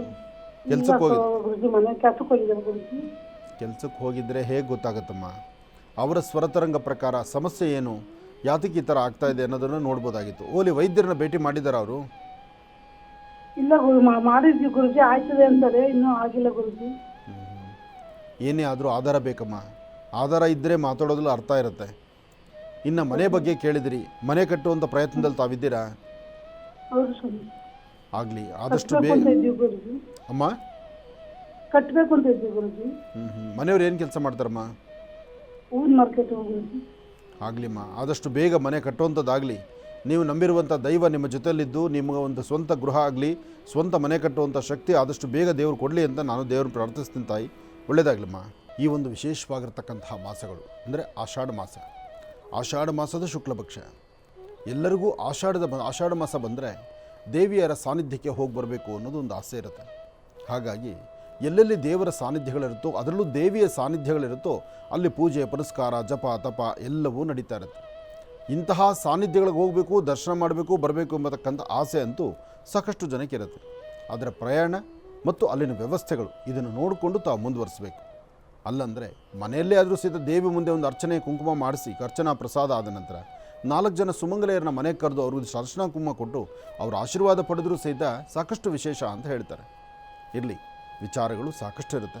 ಅದರ ಮಧ್ಯೆ ಕರೆ ಮಾಡತಕ್ಕಂಥವ್ರಿದ್ದಾರಲ್ಲ, ಅವ್ರನ್ನೂ ಮಾತಾಡ್ಸೋಣ. ಹಲೋ, ಹಲೋ, ನಮಸ್ತೆ ತಾಯಿ, ಹೇಳಮ್ಮ. ನಮಸ್ತೆ ಗುರುಗಳೇ. ಎಲ್ಲಿಂದ ಕರೆ ಮಾಡ್ತಿದ್ರಿ? ವರ್ಷದಿಂದ ನೋಡ್ತಾ ಇದ್ದೀವಿ ನಿಮ್ಮ ಕಾರ್ಯಕ್ರಮ, ತುಂಬಾ ಖುಷಿ ಆಯ್ತು ನನಗೆ ಲೈವ್ ಸಿಕ್ಕಿದೆ. ಒಳ್ಳೇದಮ್ಮ, ಹೇಳಿ ತಾಯಿ. ನಮಗೂ ಸ್ವಲ್ಪ ಆರೋಗ್ಯ ಸಮಸ್ಯೆ ಇದೆ ಗುರುಗಳೇ. ಎಲ್ಲಿಂದ ಕರೆ ಮಾಡ್ತಿದ್ದೀರಿ? ಯಾವ ಊರು ತಮ್ಮದು? ನಾವು ಬೆಂಗಳೂರೇ. ಬೆಂಗಳೂರು. ಹೇಳಮ್ಮ, ಆರೋಗ್ಯದಲ್ಲಿ ಏನು ಸಮಸ್ಯೆ ಆಗ್ತಿದೆಮ್ಮ? ನಮಗೂ ಶುಗರ್ ಬಿ ಪಿ ಎಲ್ಲ ಇದೆ ಗುರುಗಳೇ. ಅಮ್ಮ, ಶುಗರು ಬಿ ಪಿ ದೊಡ್ಡ ಸಮಸ್ಯೆನೇ ಅಲ್ಲಮ್ಮ. ಈಗ ಹುಟ್ಟೋ ಮಕ್ಕಳಿಗೂ ಅದೇ ಆಗಿಬಿಟ್ಟಿದೆ. ಈಗ ಸಣ್ಣ ಮಕ್ಕಳು ಹುಟ್ಟುತ್ತವಲ್ಲ, ಹುಟ್ಟುತ್ತಾನೆ ಶುಗರು ಬಿ ಪಿ ಶುರು. ಮೊನ್ನೆ ಯಾವುದೋ ನಮ್ಮ ಆಶ್ರಮಕ್ಕೆ ಒಂದು ಮಗು ಬಂದಿತ್ತು. ಆ ಮಗುಗೆ ಬಹುಶಃ ಇನ್ನೊಂದು 3 ವರ್ಷ ಇರ್ಬೋದು. ಆದರೆ ಡೈಲಿ ಅದಕ್ಕೆ ಇನ್ಸುಲಿನ್ ಕೊಡ್ತಿದ್ದಾರೆ. ಇನ್ಸುಲಿನ್ ಕೊಟ್ಟು ಮಗುನ ಬೆಳೆಸ್ತಾ ಇದ್ದಾರೆ. ಪರಿಸ್ಥಿತಿ ನೋಡಿ ಆ ಮಟ್ಟಕ್ಕೆ ಹೊರಟೋಗ್ಬಿಟ್ಟಿದೆ. ಅಂದರೆ ನಮ್ಮ ಆಹಾರ ಪದ್ಧತಿಗಳು, ನಮ್ಮ ನಡೆ ನಡವಳಿಕೆಗಳು, ನಮ್ಮ ಚಿಂತನೆ ಪ್ರತಿನಿತ್ಯ ಏನೋ ಒಂದು ದೊಡ್ಡ ಸಮಸ್ಯೆ. ಆ ಸಮಸ್ಯೆಯಿಂದ ಹೊರಗಡೆ ಬರೋಕ್ಕೆ ಆಗೋದಿಲ್ಲ. ಭಗವಂತ ಗಂಜಿನೋ ಅಂಬ್ಲಿನೋ ಏನೋ ಕೊಟ್ಟಿದ್ದಾನೆ, ಇವತ್ತಿಗೆ ಆಹಾರ ಇದೆ, ಮೈ ಮುಚ್ಕೊಳ್ಳೋಕೆ ಬಟ್ಟೆ ಇದೆ, ಇರೋದ್ರಲ್ಲಿ ಒಂದು ಗೂಡಿದೆ ಅಂತ ನಾವು ಚಿಂತನೆ ಮಾಡಲ್ಲಮ್ಮ. ಬೇಡವಾದ್ದೆಲ್ಲ ತಲೆಯಲ್ಲಿ ಬಂದು ಕೂತ್ಕೊಳ್ತಾ ಇರತ್ತೆ. ನಿಮ್ಮ ತಲೆಯಲ್ಲಿ ಬೇಡವಾದ ಆಲೋಚನೆ ಮಾಡಿ ಮಾಡಿ ನಿಮ್ಮ ಆರೋಗ್ಯನ ಹಾಳು ಮಾಡ್ಕೊತಾ ಇರ್ತೀರಿ.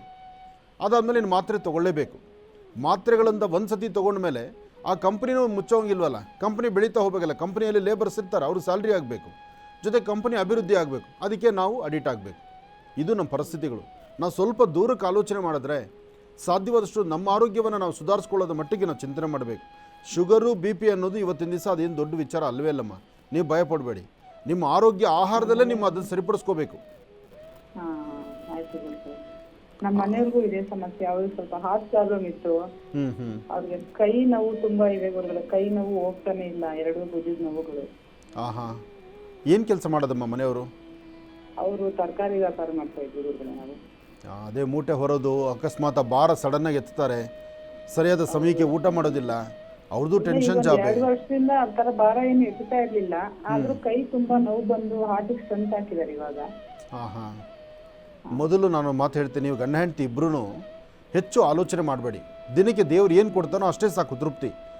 ಜೊತೆಗೆ ಕೆಲಸಕ್ಕೆ ಬಾರದೆಲ್ಲ ಆಲೋಚನೆ ಮಾಡಿ ನಾವು ಏನೋ ಕೋಟಿಗಟ್ಟಲೆ ಸಂಪಾದನೆ ಮಾಡಿಟ್ಕೊಂಡ್ರು ಅದು ನಮ್ಮ ಉದ್ಧಾರಕ್ಕೆ ಬರಲ್ಲಮ್ಮ. ನಮ್ಮ ಹಸಿವು ಅವತ್ತು ಮಧ್ಯಾಹ್ನ ಹಸಿವು ನೀಗಬೇಕು, ರಾತ್ರಿ ಮಲ್ಕೊಂಡಾಗ ನೆಮ್ಮದಿಯಾಗಿ ನಿದ್ದೆ ಬರಬೇಕು. ಅಷ್ಟಕ್ಕೆ ನಾವು ಚಿಂತನೆ ಮಾಡಬೇಕು. ನಾವೇನಾಗುತ್ತೆ, ನಮ್ಮ ಮುಂದಿನ ಪೀಳಿಗೆ ಬಗ್ಗೆ ನಾವು ಇವತ್ತೇ ಆಲೋಚನೆ ಮಾಡ್ತೀವಿ, ನಾಳಿದ್ರ ಬಗ್ಗೆ ಆಲೋಚನೆ ಮಾಡ್ತಾ ಮಾಡ್ತಾ ಇವತ್ತಿನ ಆರೋಗ್ಯನ ಹಾಳು ಮಾಡ್ಕೊಳ್ತಾ ಇದ್ದೀವಿ. ಇಲ್ಲಿ ಆಗ್ತಾ ಇರೋದೇ ಅದೇ ವ್ಯತ್ಯಾಸ.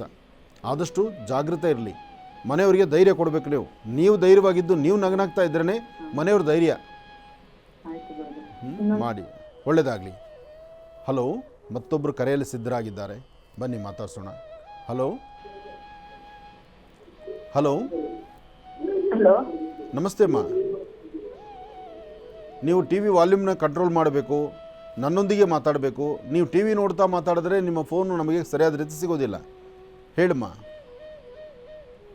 ಹಲೋ ಹಲೋ, ಮಾತಾಡಿ ತಾಯಿ. ಹಲೋ ಹಲೋ ಅಮ್ಮ, ನೀವು ಟಿ ವಿ ನೋಡ್ತಾ ಇದ್ದೀರಿ? ಹಲೋ, ಇಲ್ಲ ಸರ್, ಟಿವಿ ನೋಡ್ತಾ ಇಲ್ಲ, ಆಚೆ ಬಂದು ಮಾತಾಡ್ತಾ ಇದ್ದೀನಿ ಸ್ವಾಮಿ. ಮಾತಾಡಿ. ಈಗ ಕರೆಕ್ಟಾಗಿದ್ದೀರಿ. ಅವಾಗ ಟಿ ವಿ ನೋಡ್ತಾನೆ ಇದ್ರಿ ನೀವು. ಹೇಳಿಮ್ಮ. ಅದಕ್ಕೆ ಈ ಕಡೆ ಆಚೆ, ಅದಕ್ಕೆ ಹೊರಗಡೆ ಬಂದೆ ಸ್ವಾಮಿ. ಹೇಳಿಮ್ಮ.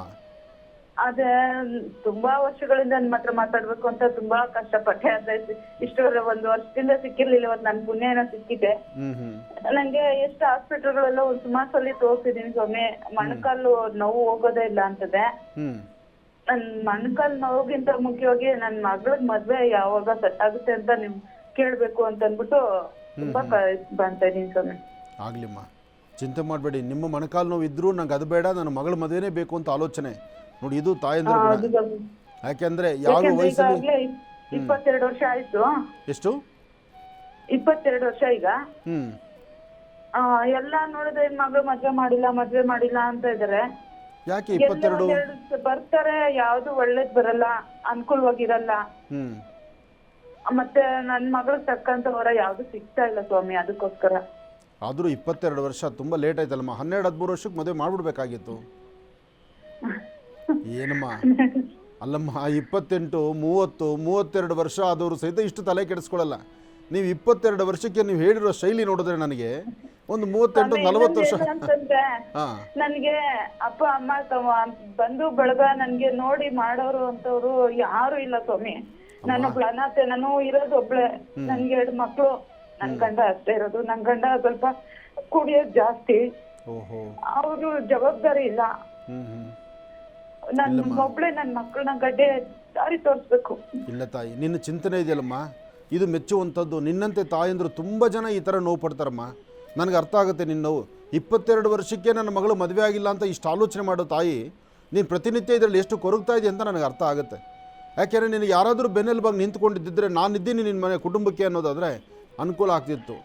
ಅದರಿಂದ ಈ ಥರ ನೋವು ಪಡ್ತಿದ್ಯಮ್ಮ. ಮಗಳು ಏನು ಓದಿದ್ದಾಳೆ ತಾಯಿ? ಅಮ್ಮ, ಅಣ್ಣ, ತಮ್ಮ, ಅಣ್ಣ ಹಾಕಿದ್ರು, ನನ್ ತಮ್ಮ ಒಬ್ಬ ಇದ್ರು, ಎಲ್ರು ತಿರ್ಕೊಬಿಟ್ರು. ಅಯ್ಯೋ ದೇವ್ರೆ. ನಾನು ಇರೋದು ಒಬ್ಳೆ. ನಮ್ಮ ಅಣ್ಣನ ಮಕ್ಳು 2 ಗಂಡ್ ಮಕ್ಳನ್ನ ಬಿಟ್ಟು ನಮ್ಮ ಅಣ್ಣ ನಮ್ಮ ಅತ್ತಿಗೆನೂ ತೀರ್ಕೊಂಡ್ರು. ಅವ್ರನ್ನು ಸ್ವಲ್ಪ ಓದ್ದೆ, ಇವಾಗ ಅವರು ನನ್ ಕೈ ಬಿಟ್ಟು ಹೋದ್ರು. ಅಮ್ಮ, ಯಾರು ನೋಡು ತಾಯಿ, ನಿನ್ನಲ್ಲಿರೋ ಒಂದು ಒಳ್ಳೆ ಚಿಂತನೆ ಇದೆಯಲ್ಲಮ್ಮ, ದೇವ್ರು ನೀನು ಕೈ ಬಿಡೋಲ್ಲ, ಯಾವುದೋ ರೂಪದಲ್ಲಿ ಬಂದು ನೀನು ಕಾಪಾಡ್ತಾನೆ. ನಿನ್ನ ಮಗಳು ಏನು ಓದಿದ್ದಾಳೆ?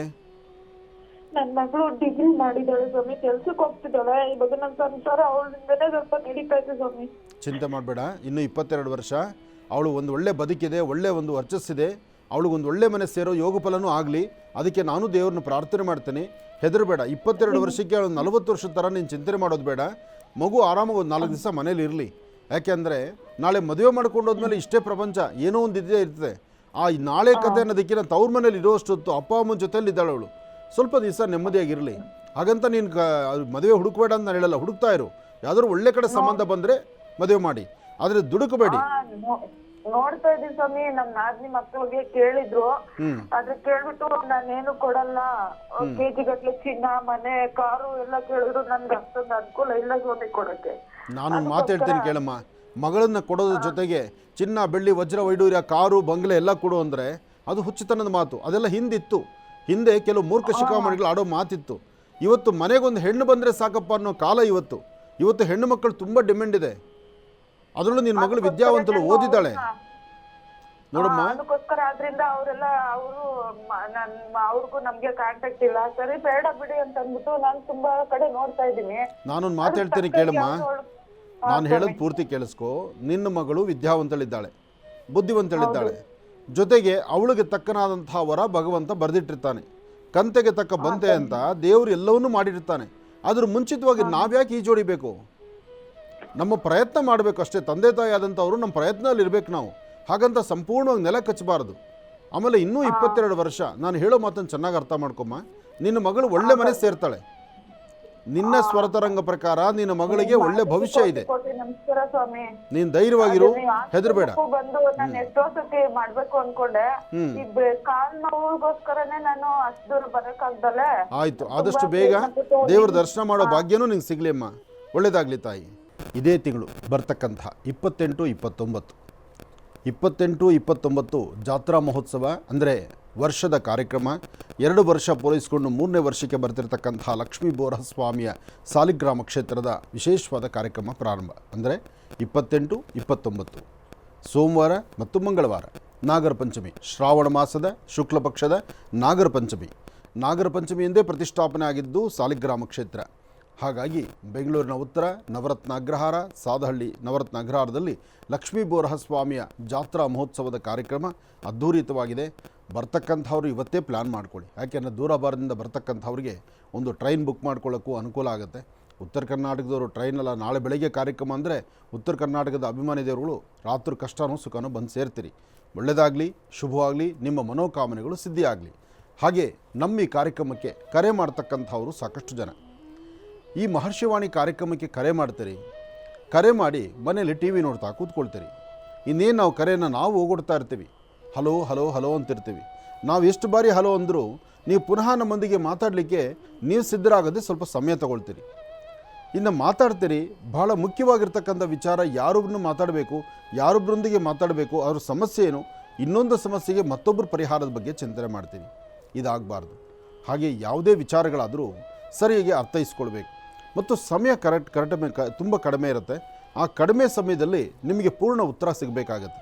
ಅದಕ್ಕಾಗಿ ಯಾವ ವಿಚಾರ ಬೇಕು, ಯಾವುದಾದ್ರು ಒಂದು ವಿಚಾರವನ್ನು ನಮ್ಮ ಮುಂದಿಟ್ಟರೆ ಆ ವಿಚಾರಕ್ಕೆ ತಕ್ಕನಾದಂಥ ರೀತಿ ಪರಿಹಾರ ಇರುತ್ತೆ, ಅದಕ್ಕೆ ಸಂಬಂಧಪಡ್ತಕ್ಕಂಥ ಉತ್ತರ ಇರುತ್ತೆ. ಏನಾಗುತ್ತೆ, ಕೆಲವೊಮ್ಮೆ ಬರೀ ಉತ್ತರವನ್ನು ಮಾತ್ರ ಕೊಡ್ತೀವಿ, ಪರಿಹಾರ ಹೇಳುವಷ್ಟೊತ್ತಿಗೆ ಸಮಯ ಮುಂದೋಗುತ್ತೆ. ಯಾಕೆಂದರೆ ಅಮೂಲ್ಯವಾಗಿರ್ತಕ್ಕಂಥ ಸಮಯ ನಮ್ಮನ್ನು ಕೇಳಿ ನಾನೀಗ ಸಮಯ ನಿಂತ್ಕೊಳ್ಬೇಕಾ ಮುಂದೆ ಹೋಗಬೇಕಾ ಅಂತ ಗಡಿಯಾರದಲ್ಲಿರ್ತಕ್ಕಂಥ ಮುಳ್ಳು ನಿಲ್ಲುವಂಥದ್ದಲ್ಲ. ಗಡಿಯಾರದಲ್ಲಿರ್ತಕ್ಕಂಥ ಮುಳ್ಳಿಗೆ ಯಾರೂ ಅಡ್ಡಿ ಹಾಕಲಿಕ್ಕಾಗಲ್ಲ. ಅದು ಟ್ರೈನ್ ಥರ ಹೋಗ್ತಾ ಇರುತ್ತೆ. ಅದಕ್ಕೆ ಅಡ್ಡಿ ಹೋದರೆ ವ್ಯತ್ಯಾಸ ಆಗಿಬಿಡುತ್ತೆ. ಅದಕ್ಕೋಸ್ಕರ ಸಮಯ ಅಂತಕ್ಕಂಥದ್ದು ಬಹಳ ಮುಖ್ಯವಾಗಿರ್ತಕ್ಕಂಥದ್ದು, ಅಮೂಲ್ಯವಾಗಿರ್ತಕ್ಕಂಥದ್ದು. ಅಂತಹ ಅಮೂಲ್ಯವಾದಂಥ ಸಮಯವನ್ನು ಸಾರ್ಥಕತೆ ಮಾಡಿಕೊಳ್ಬೇಕು. ನಿಮಗೆ ಕರೆ ಸಿಕ್ಕಾಗ ಮುಖ್ಯವಾದಂತಹ ವಿಚಾರಗಳನ್ನು ಮಾತ್ರ ನಮ್ಮೊಂದಿಗೆ ಪ್ರಸ್ತಾವನೆ ಮಾಡಬೇಕು. ಜೊತೆಗೆ ಯಾವ ವಿಚಾರಕ್ಕೆ ನಿಮಗೆ ಪರಿಹಾರ ಬೇಕಾಗಿದೆ, ಯಾವ ವಿಚಾರ ನೀವು ಮಂಡಿಸಿ ನಮ್ಮ ಮುಂದೆ ಅದಕ್ಕೆ ಪ್ರಶ್ನೆ ಉತ್ತರ ತೊಗೊಳ್ಬೇಕಾಗಿದೆ ಅನ್ನೋದನ್ನು ಮೊದಲೇ ನೀವು ನಿಗದಿಪಡಿಸ್ಕೊಳ್ಬೇಕು. ಇಲ್ಲ ಅಂದರೆ ಕನ್ಫ್ಯೂಷನ್ ಆಗ್ತಾ ಇರುತ್ತೆ. ನಿಮ್ಮ ಆರೋಗ್ಯ ಇರುತ್ತೆ, ಮತ್ತು ಇನ್ನೊಂದು ವಿಚಾರ ಇರುತ್ತೆ, ಮತ್ತೊಂದು ವಿಚಾರ ಇರುತ್ತೆ. ಎಲ್ಲವೂ ತಲೆಯಲ್ಲಿ ಗೊಂದಲ ಕೂತ್ಕೊಂಡಾಗ ಯಾವ ವಿಚಾರಕ್ಕೂ ಸ್ಪಷ್ಟವಾದಂಥ ಮಾಹಿತಿ ಸಿಗದಂಥ ರೀತಿ ಹೋಗ್ಬಿಡುತ್ತೆ. ಅದಕ್ಕಾಗಿ ಜಾಗೃತೆ ಇರಲಿ, ಎಚ್ಚರಿಕೆ ಇರಲಿ. ಯಾಕೆಂದರೆ ಕಷ್ಟಪಟ್ಟು ಕರೆಗೆ ನೀವು ಪ್ರಯತ್ನಿಸಿರ್ತೀರಿ. ಈ ಕರೆಗೆ ಪ್ರಯತ್ನ ನೀವು ಹೇಳೋರು ಹೇಳ್ತಿರ್ತೀರಲ್ಲ, 10 ವರ್ಷದಿಂದ ಕಾರ್ಯಕ್ರಮ ನೋಡ್ತಿದ್ದೀವಿ, ಇಷ್ಟು ವರ್ಷ ನಾವು ಪ್ರಯತ್ನ ಪಟ್ಟಿದ್ದೀವಿ, ಇವತ್ತು ನಮ್ಗೆ ಅದೃಷ್ಟ ಫೋನ್ ಕರೆ ಸಿಕ್ತು ಅಂತ. ಅಷ್ಟು ದಿವಸ ಮಾಡಿದ ತಪಸ್ಸಿನ ಫಲ ಇವತ್ತು ಫೋನ್ ಸಿಕ್ಕಾಗ ನೀವು ಹಿಂದಲೇ ಸರಿಯಾದ ರೀತಿ ಸ್ಪಷ್ಟ ಮಾಹಿತಿಯನ್ನು ನೀವು ಕೇಳಬೇಕಾದ್ರೆ, ಅಥವಾ ಅದಕ್ಕೆ ಬೇಕಾದಂಥ ಉತ್ತರವನ್ನು ನೀವು ತೊಗೊಳ್ಬೇಕಾದ್ರೆ, ಅಲ್ಲಿ ನಿಮ್ಮ ತಾಳ್ಮೆ, ನಿಮ್ಮ ಆಲೋಚನೆ, ನಿಮ್ಮ ಆ ಕ್ಷಣದ ಚಿಂತನೆ ಇದೆಯಲ್ಲ, ಅದು ಸರಿಯಾಗಿರಬೇಕು. ಆ ದ್ವಂದ್ವ ಮನಸ್ಸಿರಬಾರ್ದು. ಯಾವುದಾದ್ರು ಒಂದು ಪ್ರಶ್ನೆ ಮುಂದಿಟ್ಟರೆ ಆ ಪ್ರಶ್ನೆಗೆ ಸಂಪೂರ್ಣ ಉತ್ತರ ಸಿಗೋ ತನಕ ನಮ್ಮ ಮಾತುಕತೆ ನಡೀತಾ ಇರುತ್ತೆ.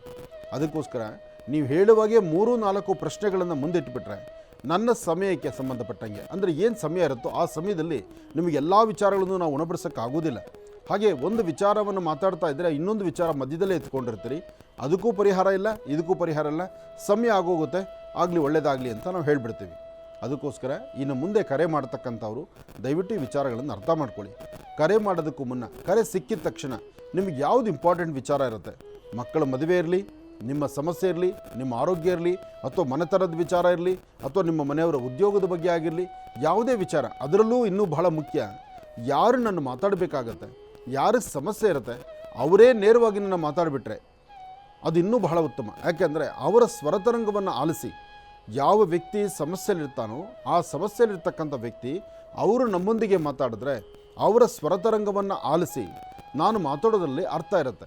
ಅದನ್ನು ಬಿಟ್ಟು ಸಮಸ್ಯೆ ಮತ್ತೊಬ್ಬರದು, ಇಲ್ಲಿ ಮಾತಾಡೋರು ಮತ್ತೊಬ್ಬರು, ನಾನು ನಿಮ್ಮ ಸ್ವರತರಂಗವನ್ನು ಆಲಿಸಿ ಅವ್ರ ಬಗ್ಗೆ ಇರುವಂಥ ಮಾತನ್ನು ಹೇಳೋದಕ್ಕೆ ಸಾಧ್ಯವಿಲ್ಲ. ಅಲ್ಲೇ ವ್ಯತ್ಯಾಸ ಆಗುವಂಥದ್ದು. ಹಾಗಾಗಿ ಇಂತಹ ಅಮೂಲ್ಯವಾಗಿರ್ತಕ್ಕಂಥ ವಿಚಾರಗಳನ್ನು, ಜೊತೆಗೆ ವಿಶೇಷವಾಗಿರ್ತಕ್ಕಂಥ ಮಹರ್ಷಿವಾಣಿ ಕಾರ್ಯಕ್ರಮದಲ್ಲಿ ಬರುವಂಥ ಈ ಒಂದು ಸ್ವರತರಂಗದ ಜ್ಯೋತಿಷಕ್ಕೆ ಒಂದು ಹೆಚ್ಚಿನ ಮಹತ್ವವಿದೆ. ಇದನ್ನು ಎಲ್ಲರೂ ಸರಿಯಾದ ರೀತಿ ಅದನ್ನು ಸದ್ವಿನಿಯೋಗ ಪಡಿಸ್ಕೊಳ್ಳಿ. ಒಳ್ಳೆಯದಾಗಲಿ, ಶುಭವಾಗಲಿ.